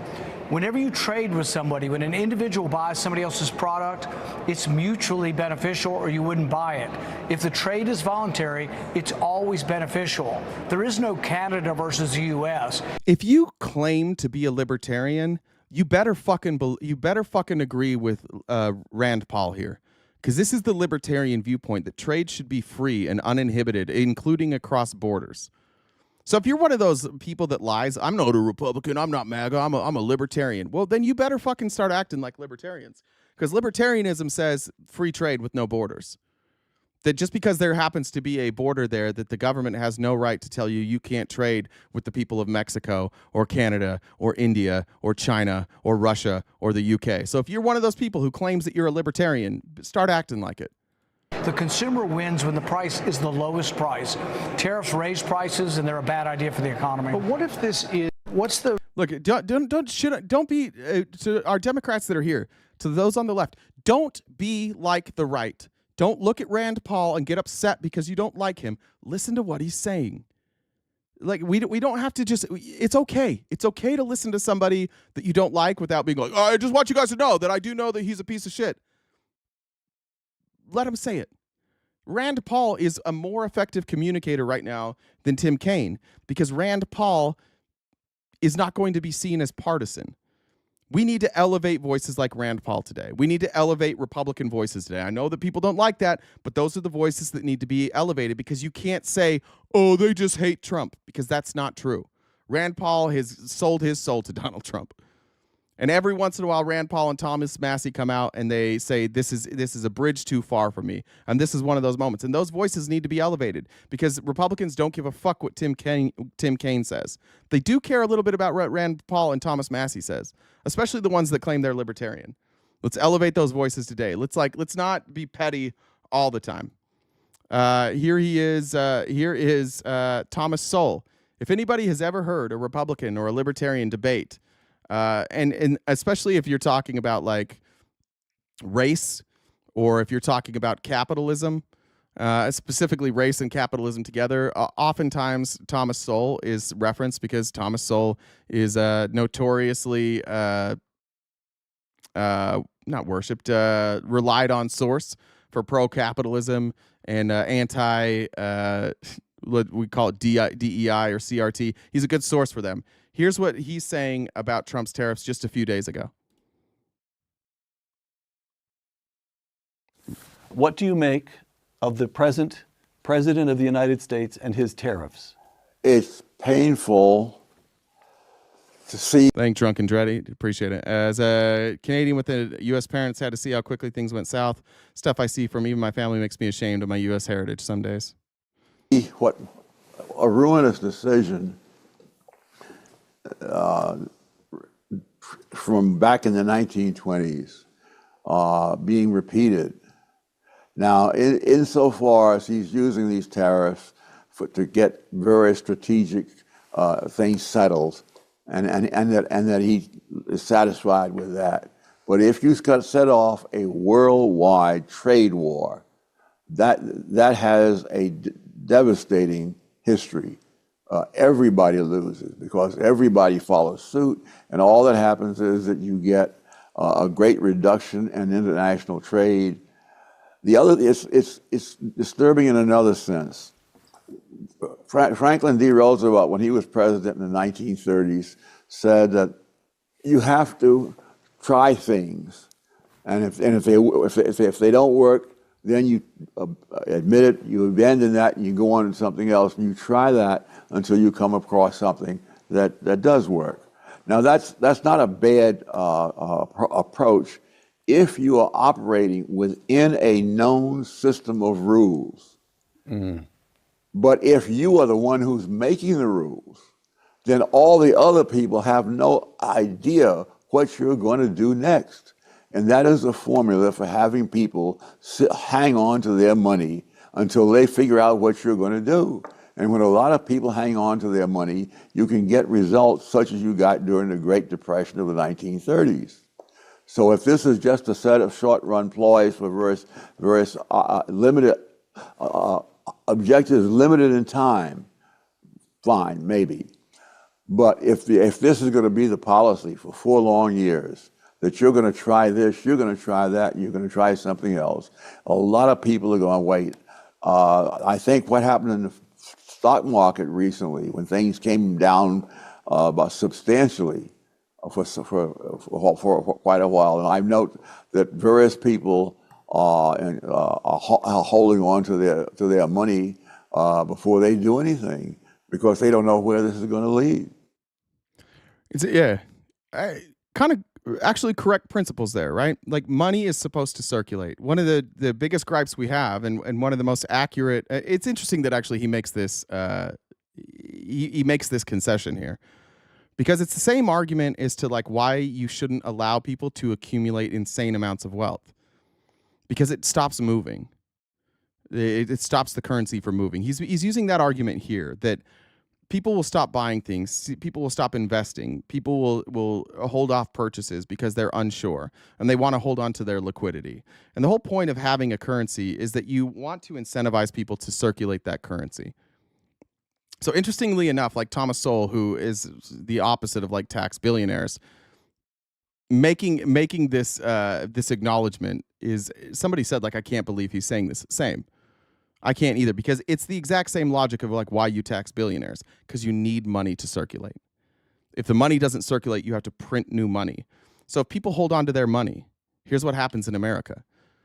If these tariffs go into place and we don't have replacement jobs and the cost of groceries go up, they're probably not going to let people starve and die. So we're going to see stimulus. We're going to see massive amounts of money being printed. We're going to see bailouts for auto manufacturers, for farmers, for agriculture, anybody who's going to be largely affected, any corporation that's going to be largely affected by these tariffs. If Donald Trump goes on with his trade policy, we will lose significant amounts of tax revenue, and we will be forced to bail out to the tune of probably trillions of dollars the American people. The only way this ends is if everybody on earth, every other country just says, do whatever you want, Donald Trump, or if he drops this nonsense. And he's counting on all of them folding. That's a fucking gamble. That is a huge fucking gamble that he's taking with our money, with our future, with our lives. Nobody knows what he's doing, but he certainly is taking a risk. And even now, like there's already countries, Canada was already trying to figure out how to work trade with the European Union because nobody really wants to trade with Donald Trump right now. Nobody wants to trade with America right now. Why would you? If you're Australia and you're selling didgeridoos, is that what they're called? Is that New Zealand? I don't know. I don't remember where didgeridoos are from. I think it's Australia, isn't it? Didgeridoo? Am I mixing that up? That might be actually. Where did they have the didgeridoos when it was the World Cup? It's Australia. Okay. And you have an option. You can do trade with the European Union, and you're gonna know like what if you're gonna have tariffs, you're gonna know that that's a pretty stable market. You don't have a psycho at the head of it, or you can do it with the United States. You might just choose the European Union. There's going to be plenty of companies who don't want to do business with the United States. There's going to be plenty of countries who don't want to do business with the United States. And these are all relationships we'll have to fix in the future. He's already done significant damage. And he's planning on doing more damage. This is just bully ball. He's telling the world that he doesn't think they're willing to call his bluff. And the world seems to, at least on day one, say, we're going to call your bluff. But what's the best case scenario here? That they drop tariffs? That they drop, like, is that, how does that, again, if they drop tariffs, okay, so their consumers pay less for goods? So their consumers will pay less for American goods? That's the end, that's what Donald Trump wants? He wants Chinese consumers to pay less for American goods. That's the goal? He just doesn't know how tariffs work. He doesn't know what they do. He really thinks that people putting tariffs on us costs us money. It doesn't. It's not how it works. And I think because it's such a stupid position, and there's no actual leverage there, especially when the rest of the world is saying we're going to come together. I think it is a Hail Mary. Like the odds of this working are not zero, but they're not high. Here's Canadian or Australian Prime Minister, excuse me, Anthony Albanese, just talking about how fucking stupid this is. And he's trying to, like, you'll notice that world leaders, have you noticed that, like, it happened in Canada, happens in the European Union, the UK, now Australia. They're all, like, speaking to Americans. They're like, listen, we understand that you're not all fucking idiots. We understand it's just your idiot president. But if there's anybody that's listening that doesn't understand this, let us explain to you how tariffs work, because your idiot president won't tell you. The unilateral action that the Trump administration has taken today against every nation in the world does not come as a surprise. For Australia, these tariffs are not unexpected, but let me be clear, they are totally unwarranted. President Trump referred to reciprocal tariffs. A reciprocal tariff would be 0, not 10%. The administration's tariffs have no basis in logic, and they go against the basis of our two nations partnership. This is not the act of a friend. Today's decision will add to uncertainty in the global economy, and it will push up costs for American households. It is the American people who will pay the biggest price for these unjustified tariffs. This is why our government will not be seeking to impose reciprocal tariffs. Isn't it crazy? Wouldn't it be cool to have an adult as the leader of your country? We're not going to play silly games because we are thin-skinned bitches. We're not going to play this game with you, America. We care about you, so we're not going to fuck with you guys. Even though your president's an idiot, we're not going to be idiots too. We will not join a race to the bottom that leads to higher prices and slower growth. We will stand up for Australia. We will continue to make the strongest case for these unjustified tariffs to be removed from our exporters. Our existing free trade agreement with the United States contains dispute resolution mechanisms. We want to resolve this issue without resorting to using these, as we do support continued constructive engagement with our friends in the United States. Our shared history, our friendship, our alliance These are all bigger than a poor decision. But the Australian people have every right to view this action by the Trump administration as undermining our free and fair trading relationship and counter to the shared values that have always been at the heart of our two nations' long-standing friendship. Yeah. Wouldn't it be so cool to have an adult as the leader of our country? That'd be so cool. Or just like an adult in the room. We used to have some adults in the room with Trump, including, an absolute creep and an absolute vulture capitalist, Steve Mnuchin. I don't know how much influence he has here, but here's Steve Mnuchin. Like, how many more Trump? Everybody I've shown is either Everybody I've shown is either a world leader or like somebody that's on Trump's side. Here's another vocal Trump supporter saying like, boy, his nearsightedness here, it's a real fucking problem. I hope he gets it together. I think it's the larger tariffs that are called the reciprocal tariffs. I'm hopeful that those will be negotiated down, that those are tariffs that will bring people to the table and will negotiate them down. Now, for many businesses, it takes a while to move the manufacturing base. Apple's announced big investments in the U.S. That's going to take a while. I hope the president will consider giving people credits for those people who actually have made real commitments, not just announcements, but real commitments to build in the U.S. He didn't give them credits, though, right? So he's now saying, I hope that when you recognize the people that you're going to harm right now that already have existing deals in place, I hope that you'll give them credits so that they don't have to suffer this. Again, cool. Why wasn't that in the initial policy? Like, it is just firing from the hip. It's just do whatever the fuck you want and figure it out later. It's the same strategy as Elon. Just go break a bunch of shit and we'll worry about it later because it doesn't really affect us. Because there's a transition period here that needs to be adjusted to. Yeah. Stephen, I'd love to, I think it's... Yeah, I do want to point out, too, like showing here while he's talking, Dow's down, and then they go over here and they show Treasury bonds. Just, everything's crashing. But again, like, these people have to go and they have to speak so softly. They're like, I really do hope, Donald, that you do the right thing. And, I'm still with you. Don't worry. I haven't abandoned you yet, but maybe do the right thing. Right before he said that, he made a pretty important concession that I think Republicans probably owe us an apology for.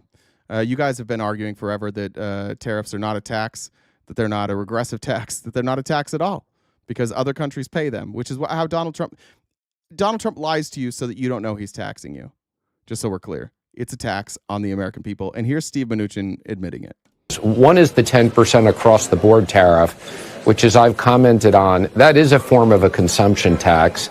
I would suggest that they put that into the reconciliation bill and score it and use that money to pay down debt or fund tax relief. And I do think the market can adjust to a 10% tariff. It'll be partially adjusted in costs. It'll be partially adjusted. Now, when he says add to the reconciliation bill, just so what he's talking about is we passed a continuing resolution last week or the week before. And then later on in the year, we're going to have a reconciliation bill where they're basically going to have to go through here and they're going to have to adjust. And what he's saying is he hopes that in order for this to work, the 10% cuts across the board, in order for this to work, Democrats and Republicans are going to have to agree to give concessions. And those concessions will be, what did he say, that you would use that money to pay down debt or fund tax release, that you're going to take those the money, the tariffs that are paid overwhelmingly by the middle class, and that you're going to use that money paid by the middle class to pay down the nation's debt or fund tax relief. Who's getting tax relief? Billionaires. So even Steve Mnuchin, he's admitting this is a tax. It's a regressive tax. It's a consumption tax. It's going to hurt poor people and middle class people the most. And I hope what they do with that money that they raise, that tax, I hope they use that to either pay down our nation's debt, which we have because we won't appropriately tax billionaires, or use it to offset the tax relief that we're giving to billionaires. They're telling you right to your face every day that we don't care about you. We don't care about you. But keep voting for us, please. This is what they want to do with the revenue. And that's what, frankly, that's what like the tax bill was. The tax bill that they're signing through now is literally saying we're going to cut all this spending. Why? To reduce the debt? Absolutely not. $0 and 0 cents of anything that Doge is cutting goes towards our debt. All of it goes to offset a tax cut for rich people, which is why every economist says our debt will increase. Most have that number at around $1.9 trillion this year. So all that shit they told you about a balanced budget and all that shit they sell you every day of like, we're going to pay down the debt. They're not. It's not in their plan. You can read it. I don't know why you just, again, I don't know why you guys just let yourself be lied to. They're taking money from the poor and redistributing it to the rich. And they're doing it by giving you the argument that a redistribution of wealth is bad. You can't just take money from the rich and give it to the poor. They earned it. Do we want to be in a country now where what you earn, you don't get to keep? Apparently.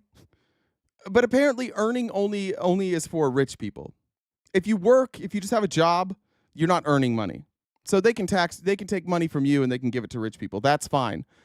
But if it trickles down, goddamn. And they just convinced you that this is like a real strategy that makes any fucking sense to you. We got Florida, Louisiana, South Carolina, Alabama, Mississippi, Oklahoma, Arkansas, all these countries who are desperate for more tax revenue. You know how we know they need more tax revenue?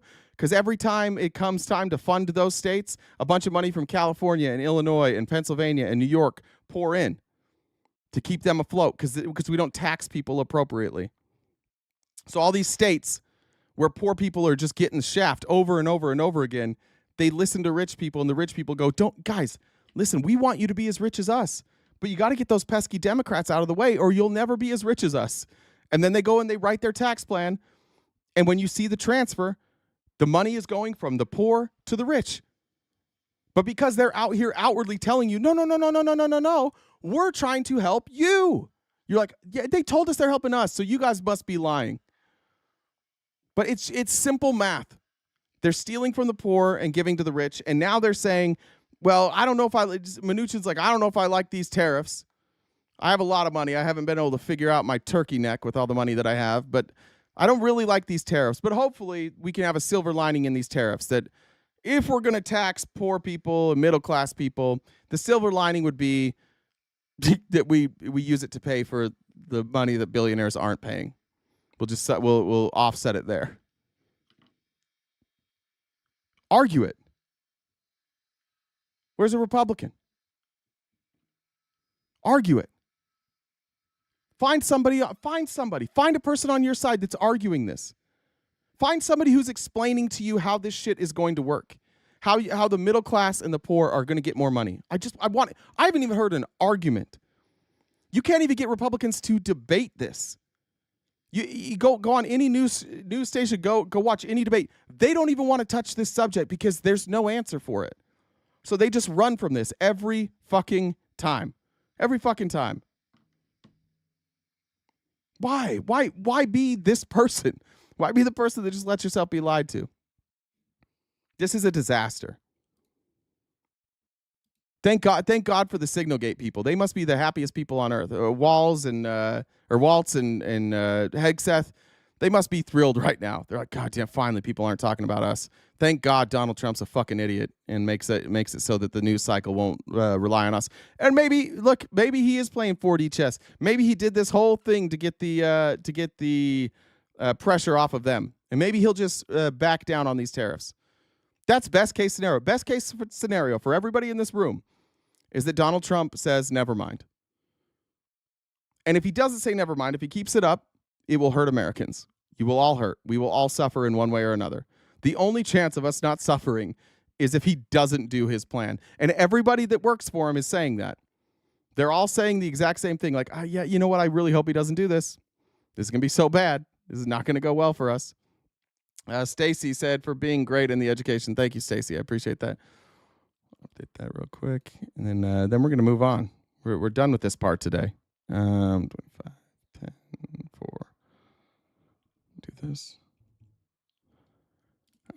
I'm going to cover some stuff from yesterday. I didn't get to play this yesterday. I'm sure everybody's seen it. But they had a hearing yesterday about the JFK assassination. They brought in Oliver Stone, who has never seen a smile that he wasn't willing to chase away from his face. But he got the unique opportunity to be questioned by just one of the smartest people that's ever existed in Lauren Boebert, and watch the disaster that unfolds. Mr. Stone, you wrote a book accusing LBJ of being involved in the killing of President Kennedy. Did these most recent releases confirm or negate your initial charge? He's so confused. He's like, wait, what? By the way, she's reading this. A staffer put this together. So the good news with Lauren Boebert is that even though she's dumb, at least she also has a dumb staff. So we don't have to worry about her accidentally saying something intelligent. Being involved in the assassination of President Kennedy. No, I didn't. In the film, if you look closely, there's no such statements. No, I didn't. If you Yes, look sir. closely at the film, there's no. It accuses the President Johnson Okay. of being part of a complicit in a cover-up of the case, but not in the assassination itself, which I don't know. What do you think that he was complicit with? Yes, sir. I'll get to you. The cover-up. Well, how about, for starters, appointing Alan Dulles, the head of the CIA, who was fired by Kennedy, to the commission itself, to the Warren Commission, and he goes to almost every meeting, and he's pretty much in charge of the Warren Commission from the beginning. Alan Dulles. That's part of the evidence that points to President Johnson's either incompetence or involvement. So she's like, all right, well, that didn't answer my question, because my question was, you, Oliver Stone, the filmmaker, accused LBJ of being part of the assassination. So now I'm confused. So I'm going to go to somebody else. They seem to have a question. Morley, I think you had something to add on that. I think you're confusing Mr. Oliver Stone with Mr. Roger Stone. Stated it yet. Sorry. It's Roger Stone who implicated LBJ in the assassination of the president. It's not my friend Is that what all the Oliver whispers Stone. were there? I may have misinterpreted that, and I apologize for that. Yeah, by misinterpreted, you mean didn't know. It's not misinterpreting. Those veins in her forehead got insane right there. That's a tough screenshot. Anybody want to get that one? Anybody want to get that one? Those veins popping out. I'm a little bit proud. Can I just say, as somebody who's been critical of Lauren Boebert, if you've been around for a while, like early on, I was like, this is kind of like, this was my type when I was a Republican. Boebert was like, that's the way to go. Just a dummy. Just get a dummy with daddy issues. I don't feel good about that, but I've admitted it. I'm proud of her for not getting new lips and new cheeks. I'll just say that. I'm very critical of Lauren Boebert. I'm proud of her for not doing MAGA face yet. Maybe she doesn't have the money for it. I have the sneaking suspicion she's not great with money, but I am proud of her for that. Anyways, confusing Roger Stone for Oliver Stone, which is a wild thing to do, and then being I may have misinterpreted. But there seems to be some alluding of, like you said, incompetence or some sort of involvement there on the back end. And so sorry, I'm going to move on. She just quits. You know what I mean? You know what I'm saying? You don't know what I'm saying? I'm going to move on.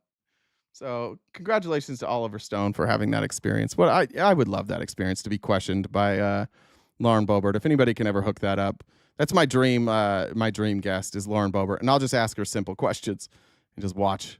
Here is Robert Garcia now questioning Jefferson Morley, who was the one that just corrected there, who doesn't believe this is just interesting. I found this hearing fascinating. I don't know that we got to anything, but I do find it fascinating how Oliver Stone, when he put out the JFK movie, it was a real problem. People called him a crackpot, like he was smeared everywhere, especially conservative media. Like they didn't want anything to do. It's interesting, like how conservative media now is very conspiratorial, where it used to be like unbecoming of a conservative. So they hated Oliver Stone. But now we've got him here, and they're making some pretty wild accusations. I haven't read the JFK files yet, so I'm just showing you what I found interesting. But here's Morley. Mr. Morley, I know you didn't say this explicitly in your testimony. I just want to clarify. I think it's good for the record. Now, we know that your research, of course, is very focused on what the U.S. government knew about Lee Harvey Oswald. I think you made that also very clear. You believe Lee Harvey Oswald fired the shots who killed President Kennedy. Is that correct, sir? He was not solely responsible for the president's. The microphone. What kind of idiot doesn't know how to use a microphone properly and forgets to unmute themselves? These people are so stupid. He was not solely responsible for the president's. The microphone. No, I don't believe that President Lee Harvey Oswald shot President Kennedy. I don't think the evidence supports that. You don't think the evidence supports that he fired the shots? He might have fired a gun. He was not the intellectual author of the president's death. Okay, and I wanted to clarify because I think the firing of the shots. Just wanted to clarify that you do believe that he fired the shots. No, I don't. Okay. That has not been determined by the evidence. Okay. Well, I wanted just to get you to clarify that. Now, all right. So that was interesting. That was one. Like, it's not been a mainstream idea. Obviously, I've heard the second shooter theory, but now them saying like they don't believe that it was even Lee Harvey Oswald. Here is all. Well, actually, let's go here because here was another allegation that I found fascinating here. This was from Anna Paulina Luda. She's just quoting from the hearing here, so it's not her idea. I would like to actually tell the American people, it was made aware to me this evening that NBC actually has a video that's never been seen before. We're actually going to be sending a letter requesting that from NBC because it allegedly shows Oswald near the vehicle when the assassination took place, which means that he couldn't have been the shooter. So again, we're tracking down all this information, but look, there's even a CIA document that came out that Mr. Morley pointed out that actually said that the CIA never bought the lone gunman theory. And so I think the American people had an inclination as to what we were saying, but we never had the hard evidence until now. And so it's important to note that in a free and fair society, how could you operate or have an agency operating in the shadows? And so kudos to President Trump, also Director Radcliffe. Sorry, I just noticed, does anybody know what this is? There's a graphic in the corner that says "Stay Free Russell Brand." Is he on Fox now? Did Fox News hire Russell Brand? Sorry to interrupt that. And Tulsi Gabbard for pushing for this transparency. It is going to be generational changing that they've done this, and we hope to bring forward legislation to ensure that this never happens again for future generations to come. Cannot assassinate. Oh, that's why. Okay, this was his clip. I remember now. Now we're going to have... I forgot that this was a Russell Brand clip. I forgot to title it. All right, here we go. He's playing the clip. Now let's hear Russell Brand. Generations to come. Cannot assassinate any presidents using the deep state and patsies to conduct them and lone gunmen. Have we had... He's doing great, by the way. Thanks for asking. Any stories lately where mysterious lone gunmen have attempted to assassinate a president, then when we've looked into their background, they're like the only 20-year-old in the world that don't have social media profiles or phones and have worked mysteriously for BlackRock? Yeah, I think it could happen again. I believe... I just wanted to play. I remember why I left that in now. I just do think it's funny that right-wing conspiracy theorists talk about the shooter in Pennsylvania all the time. Why don't we know anything about it? That's a good question. Why do you think the guy that got shot, because we don't know, we've never seen evidence that Trump's ear was shot and not hit with shrapnel. That's why I say that. I'm not saying that a weapon wasn't fired or that they didn't try and shoot at Trump. I'm just saying we don't know. How come they're not looking into that? How come they're not talking about that? We never hear them talk about that. Kash Patel on his podcast all the time, and what's that other guy's name? Not Dan Bongino. Yeah, Dan Bongino. They were always talking about, like, why aren't they telling us who the shooter is? And now we don't hear anything about it. I just want to say, like, for those who are conspiracy theorists when it comes to this, like, maybe it's just as simple as we know what we know, and that's what we know. But all these people who claimed like that this was some big conspiracy, they're not talking about it now. If I was Trump and somebody shot at me, I would probably want to let everybody know, especially if lots of people in this country question whether or not I was shot. A lot of people had that question. I would probably want to make that clear. It is interesting that we don't hear about that, right? That they've never even discussed it. That Kash Patel and Dan Bongino said this is what we were going to do, and now they're not doing it. They've been real quiet. I didn't cover it yesterday because we ran out of time, but I want to say this. I'm changing my mind a little bit on Cory Booker. I will admit that when Cory Booker was speaking for 25 hours, a lot of people cared, and I didn't care. Honestly, I was like, it's a stunt. Ultimately, it's like it's not gonna change anything. I didn't know that the previous record had been held by Strom Thurmond, and I didn't know it was held in an attempt to quash civil rights.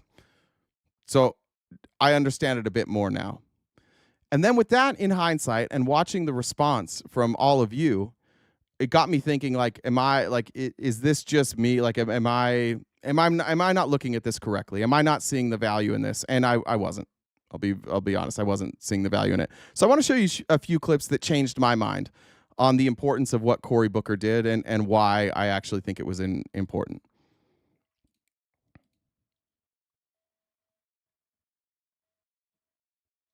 Behold, Lord, here I am. Also, let me move this over here.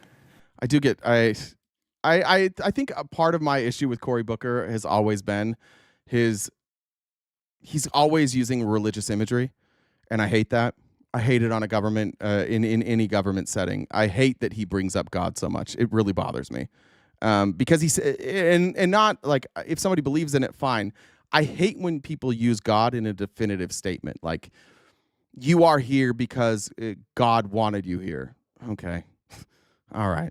Like I was in the cult before. I don't want to do cult shit. So for me, that's like, I don't know, triggering. It's a reflex for me. I don't like when people use religious imagery in government. So historically I've not been a huge fan of Cory Booker. So I'm going to do my best to ignore that. But I want to show the stuff that changed my mind. Nay. Behold, Lord, here I am.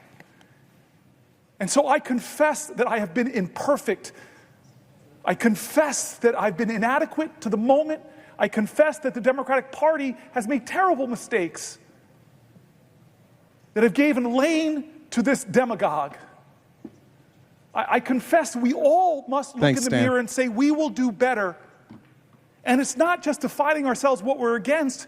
We, the next generation, as the baby boomers are leaving the stage, the last baby boomer president, we have to say that we're going to redeem the dream. We're going to dream America anew. We're going to start talking about bold things that don't divide people, that unite people. Bold things that excite the moral imagination of a country to do better, to go higher, that call us together. This is the time where new leaders in our country must emerge. I'm not talking about senators. I'm talking about citizens. Okay, so that one for me was the first time. Like, admitting that you fucked up is a difficult thing for politicians to do, and it's not something they do well. It's not something probably most of us do well.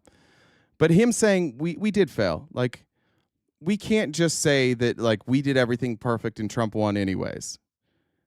If they offered a better solution, Trump probably doesn't win. I think that that's important. What I don't like, the part that bothers me, and I'll say it again, is he's like, I stand here repentant to God for doing that. Don't repent to God. He didn't vote for you. We did. Talk to us. For the love of God, Cory Booker, can you leave your religion at the door sometimes so that I can like you? I want to like you so much. And I appreciate this. I appreciate that you had somebody who took time and said, we fucked up. We didn't do what was best for America. We played the game. We didn't demand things that we could have demanded. We didn't fight for things we could have fought for. We allowed ourselves to get distracted by silly things. So I appreciated that clip. Then here, in talking about other Americans, like just waiting for people to leave. Here's him with Rachel Maddow. Who are impatient, who are demanding, who are scared, who are angry. Sorry. I do really credit constituents who are impatient, who are demanding, who are scared, who are angry, and very understandably taking that anger out on Democrats who have to take some responsibility for being where we are in American history right now. That's honest. Democrats are pissed. That 27% approval rating is warranted. And for too long, we've had Chuck Schumer and Nancy Pelosi sitting up there, and when they get criticism, they go, you guys just don't understand. You don't understand like, I've been doing this for 40 years. Trust me on this. Yet Chuck Schumer goes, we're going to fight. We're never going to stop fighting. And then laying down the next day. They're not fighting. And the constituents are like, look, it is performative. What he did is performative. But being performative for the right reasons can have an effect. And what Cory Booker did is, at the very least, like, look at it in the worst possible light. He did this for 25 hours. It got him a lot of attention. It got him a lot of praise. And he did it because he was pressured by his constituents. So the reason I like this is because everybody that watched that on our side of the aisle that is in office recognizes that you get praised if you do what's best for your constituents rather than your donors. You get praised when you go in front of a crowd and you say, my bad, I was wrong, we need to listen to you more. And that incentivizes and allows other members of the Democratic Party to do what he did. And some of these people will come from districts that are far more progressive than Cory Booker's. And those people now will be able to go to the Senate floor and say, my constituents are demanding this. And just like Cory Booker said, we're not listening, like we're not going to make the decisions on our own in an echo chamber. We're going to listen to our constituents and we're going to do what our constituents asked. That's why, like, that's when it started to change. When I watched this clip, I was like, oh God, that gives people permission to do the same.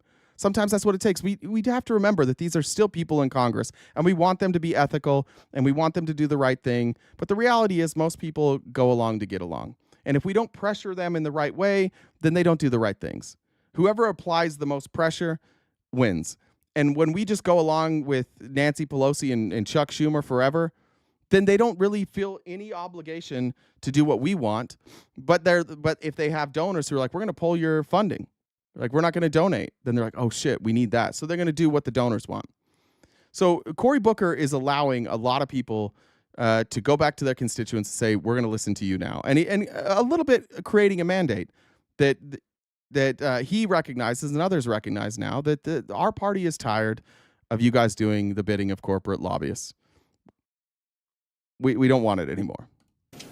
And so the more I thought about it with my team, especially after the decisions we made revolving around the continuing resolution, I've been working so hard with my colleagues trying to get them to engage in social media, put more of their heart and spirit out there. They're doing an amazing job. They've almost quadrupled their numbers of engagement online. I've got colleagues opening up TikTok accounts, but I suddenly realized that I've just got to do something myself. I've got to, try to prove worthy for my constituents that I'm willing to step out and step up in some way and hopefully be able to share their stories that were so hurtful, and to read from my staff, people rendering their most personal stories about their fears or what's happening to their families.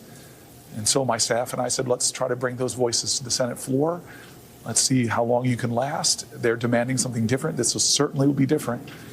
And I think that a lot of that energy from the folks that I've been seeing in Jersey and across this country really helped carry me through. All right. Now, the other part from his speech, and this is the part I wanted, there was, again, like there's the Chuck Schumer clip that goes around where Chuck Schumer is the one that tells him he had just... Now it's our generation. He had just broken the record. But this was the one that had the most impact for me.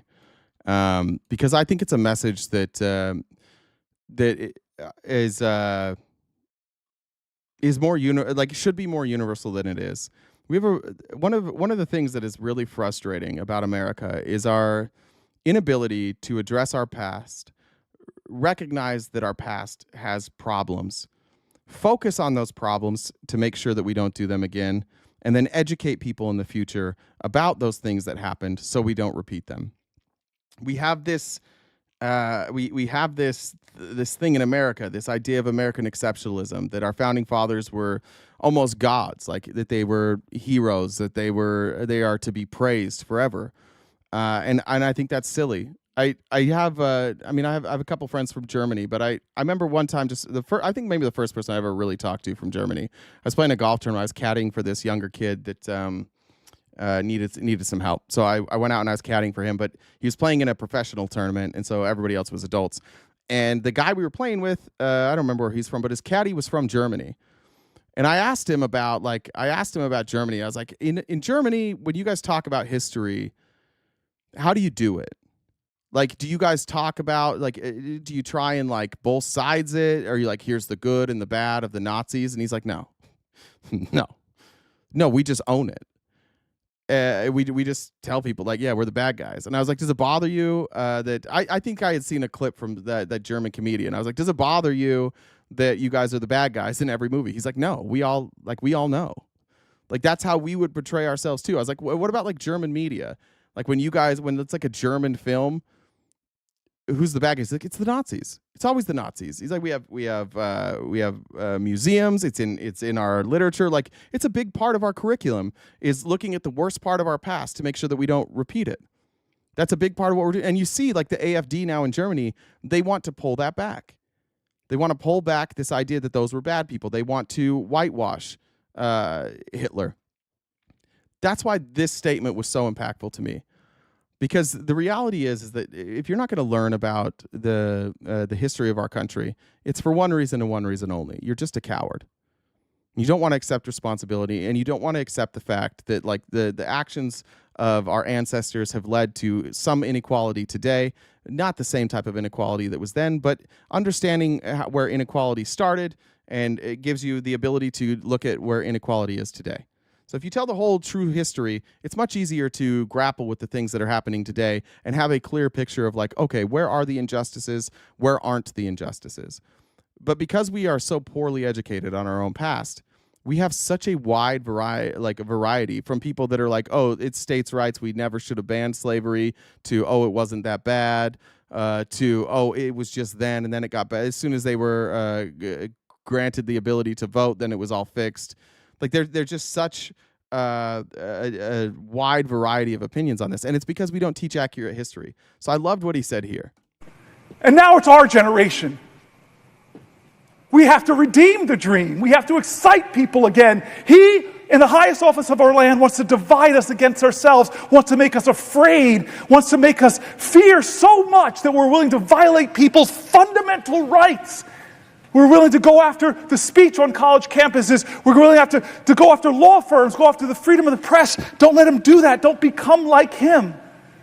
Be an American that says, I look to the future and I'm excited. Yes, things are tough right now. They're hard, they're scary, they're hurting, but we can overcome this. Our American history, if it's nothing else, American history, if it's nothing else, it is a perpetual testimony to the achievement of impossible things against impossible odds. We are a nation that is great not because of the people that are trying to whitewash our history. To remove great people, Native Americans, black people, and women from our military websites. I don't want a Disneyfication of our history. I don't want to whitewash history. I don't want to homogenize history. Tell me the wretched truth about America, because that speaks to our greatness. And so what do I want to people to do? It starts with us, man, and you're doing it.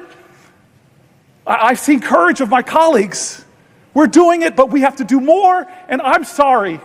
I'm not going to be a politician that's going to say, we are going to do more for you.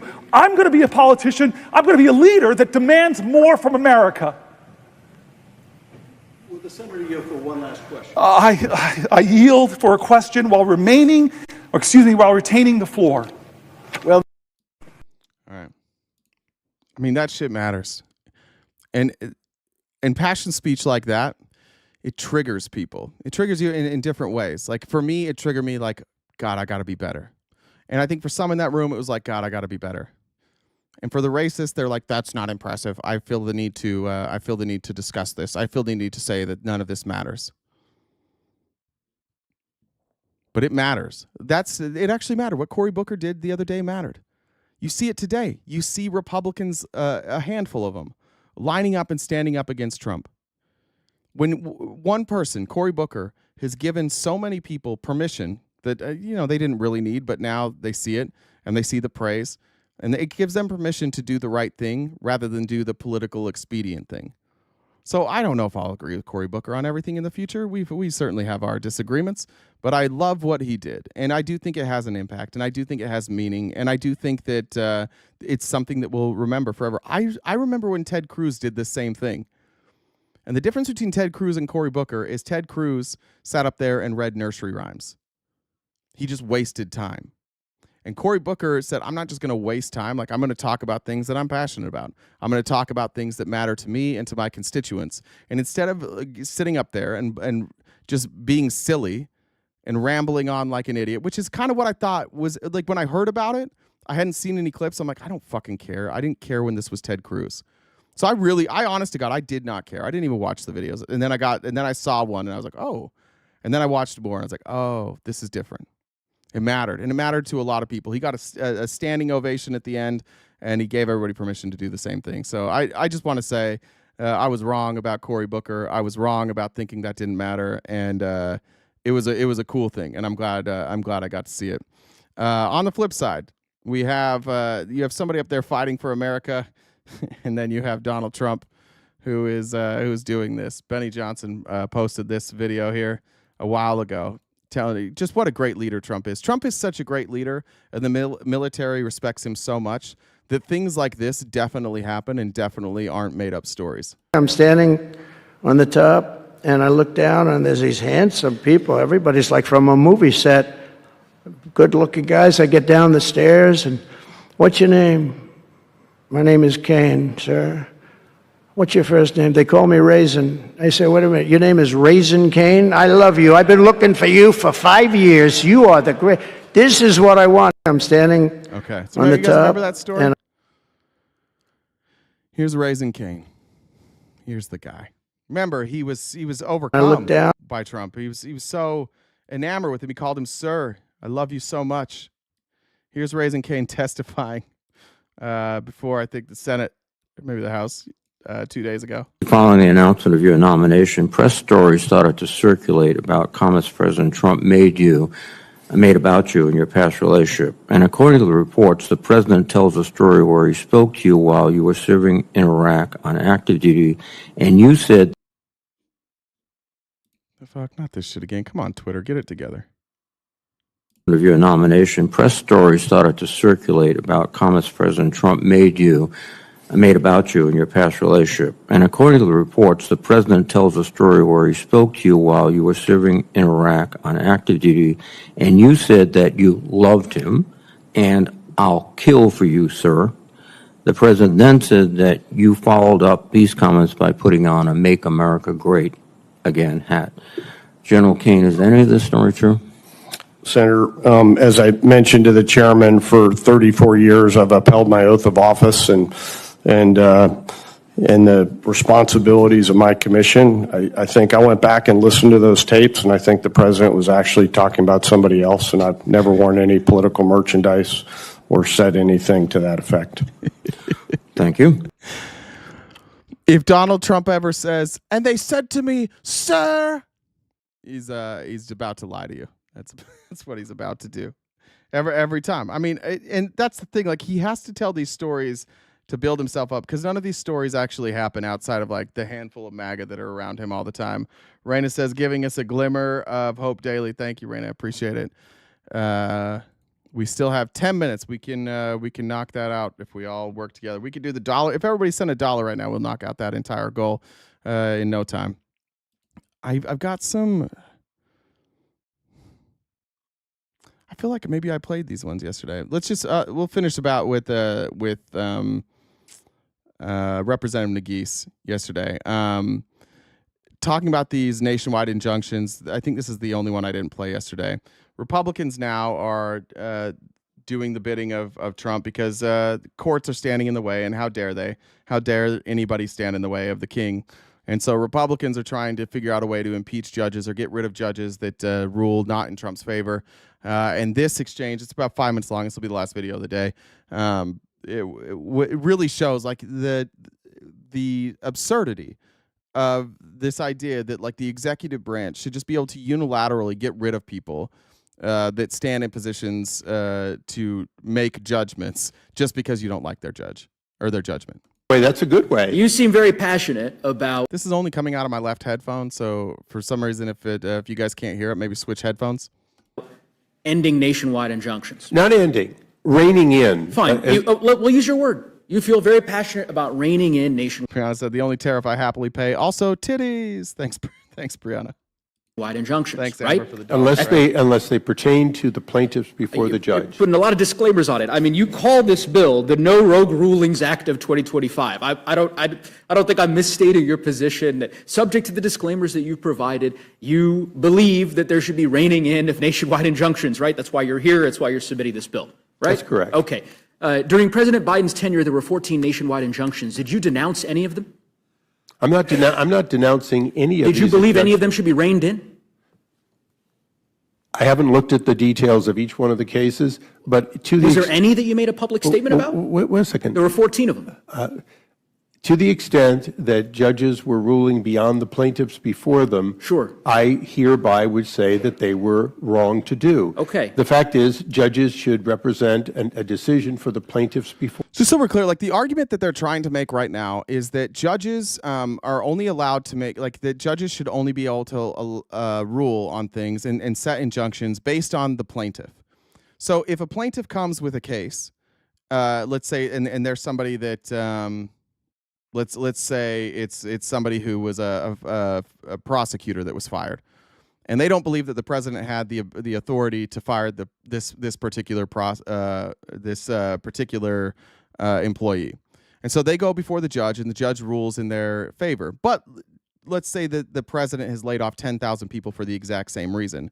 What Republicans are arguing right now is that a judge, in ruling on that one person's claim, cannot then say the president can't do this at all. So even though it's outside of the Constitution, what they're trying to do right now is make it so that every single person who was fired would have to individually go to court and have a judge rule for them. It's impossible. That can't happen. And that's why they're making such a silly argument, because they know they can't say that judges can't rule. They know they can't say judges can't have injunctions, because judges certainly can have injunctions, and it happens all the time. It happens way more to Trump than anybody, but that's because he's consistently trying to break the Constitution. So this is the game that they're playing, is like, oh, well, we'll just say that everybody has to, that it can't apply across the board. And Democrats are saying that's fucking ridiculous. There's no that cannot work. Then the president can do anything extrajudiciously, and it's going to take years to undo it. For them. Your team may need to go online and delete some of the social media posts that you've previously posted. Right? Are you familiar with a case called Missouri versus Biden? And Jeff for the dollar train. This was a case regarding social media moderation by the administration. Oh, sure. Sure. And on July 5th of 2023, this is on Twitter or X, what it was called back then, you said here on your social media, quote, "A federal judge is stopping the White House from colluding with big tech to censor your free speech on social media. Releasing this decision on Independence Day was right on target." Okay, this is your tweet, July 5th of 2023, celebrating a district court nationwide injunction against the Biden administration made by a district court judge in the Monroe Division of the Western District of Louisiana. Thanks, Rachel and Alyssa.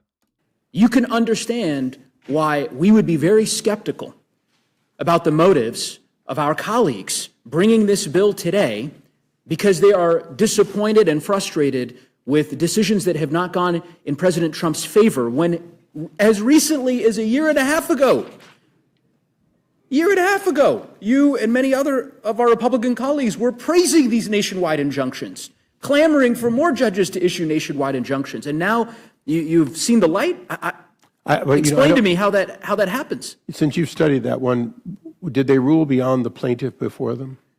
It was, I believe so. It was a nationwide injunction. We'll get you the decision. If you want to parcel through, we can go through each of the 14 injunctions. Well, either way, that's such a silly argument for them to even make. Like, obviously, that's not okay. Obviously, you're not going to, like, class action lawsuits exist. The whole point of getting something through the Supreme Court and through these judges is, like, it does create a precedent. We have 330 million people in this country. Are you telling me that, like, every time somebody goes before, like, if the government harms you and the government harms millions of other people like you, you all have to go to court? So let's say the government just, like, let's just say they take away citizenship of all Polish Americans. They're like, we don't like Polish people anymore. We're taking away your citizenship.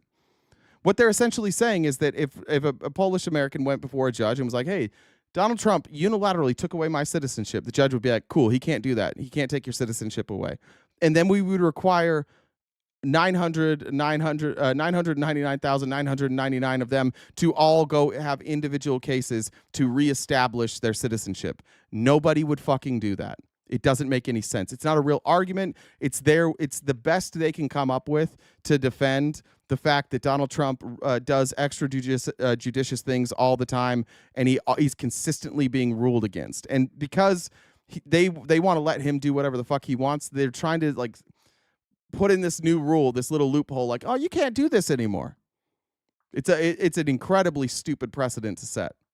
Wide injunction. That's why I made the Frank said, found an extra $5. Thank you. Benny said, PWJ579 said to not pay you. So here, Disco, thanks for joining the Dollar Train. Trudy, thank you. Charles as well. All you guys, thank you guys so much. List so far of 17 of the decisions would have still stood under this bill. We will go through. I can promise you, Mr. Issa, we've got a great team. They'll go through. They'll pull every nationwide injunction that was issued during the course of President Biden's time in the White House. I suspect we're not going to find any statements from you denouncing or disagreeing or believing that those nationwide injunctions, provided they meet the disclaimers you've stipulated to. I don't know. I mean, are you contending that was the case? I think you'll find that some of those 14 would survive, a significant portion of them would survive under this legislation. Sure, but the ones that wouldn't survive, you weren't taking issue with them in the past. In fairness,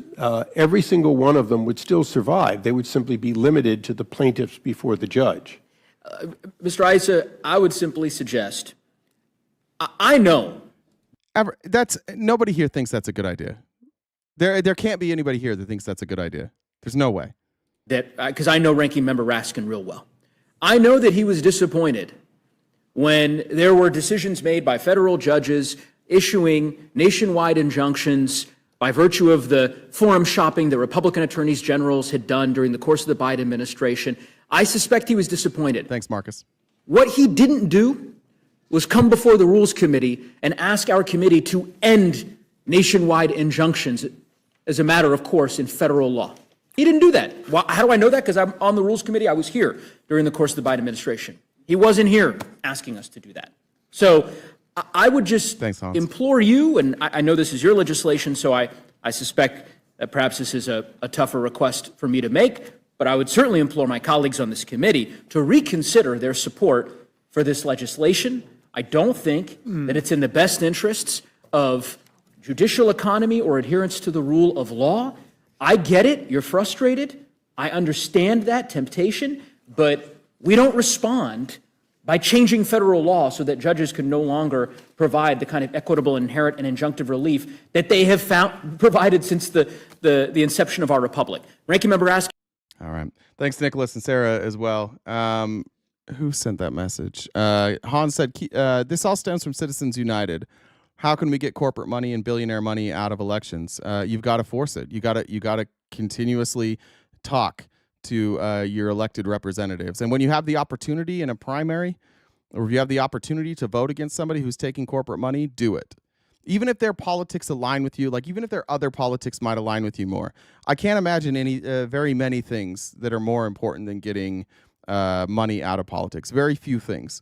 That would be outside of like taking civil rights from people, Citizens United and healthcare are right up there. Those are the things that would benefit the most. I mean, it would benefit all Americans.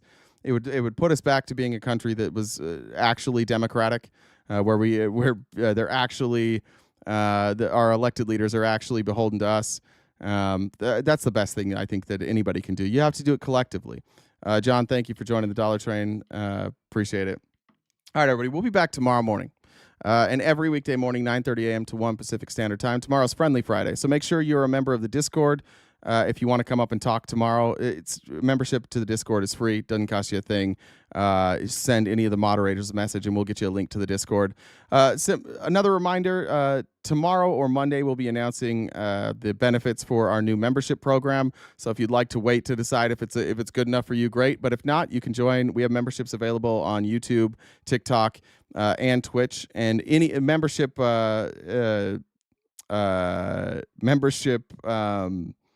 what am I trying to say? Benefits. Membership benefits will be across the board. So whichever one you decide to. Don't do TikTok though. They take the most. Don't do TikTok. And we may eventually switch it to like a Patreon or something like that. But for now, it's YouTube or Twitch. You can follow us on X, Facebook, Instagram, TikTok, YouTube, Twitch. Make sure you're subscribed so that when we go live, when we do debates, when we do special events, make sure you're subscribed so that you get notifications on. And if everybody that's here today on your way out, go to one of our videos, leave a comment, like it. That does a really good job of getting us into the in front of the eyes of people that think like you. It's really easy for us to get Republican eyes because they're reactionary and they don't like what we say. It's a little bit harder to go get the eyes of the people that are on the same page as us. So if you could share it, like it, comment, anything like that goes to a long ways to help us out. We also have merch in my link tree. You can find it there. I'm bad at that. I'm glad we're done with that. But thank you guys so much. We hit our gift goal. We have done that in a few days, so I appreciate you guys. Every bit helps. Thanks for being here. Do we have a raid set up, Jen, by chance? Or No, is Bree here? I haven't set anything up. But I don't know if you mentioned it earlier. One of our regular viewers, it's their birthday today. It's Pink's birthday, so Who? make sure we say happy birthday to Pink. Oh, Pink. Happy birthday, Pink. Yeah. All right, I'm not gonna. No, I'm we not gonna don't have sing. a raid set up. So. Did you want to sing, Jen, by yourself? No, absolutely not. Okay. And if you guys are really bored, send Jen a compliment. She loves those. Tell her how much you love her. She definitely won't block you if you do that. She's gone. Yeah. All right, everybody. We'll see you guys tomorrow. Stay cute and cool, and have a great supper.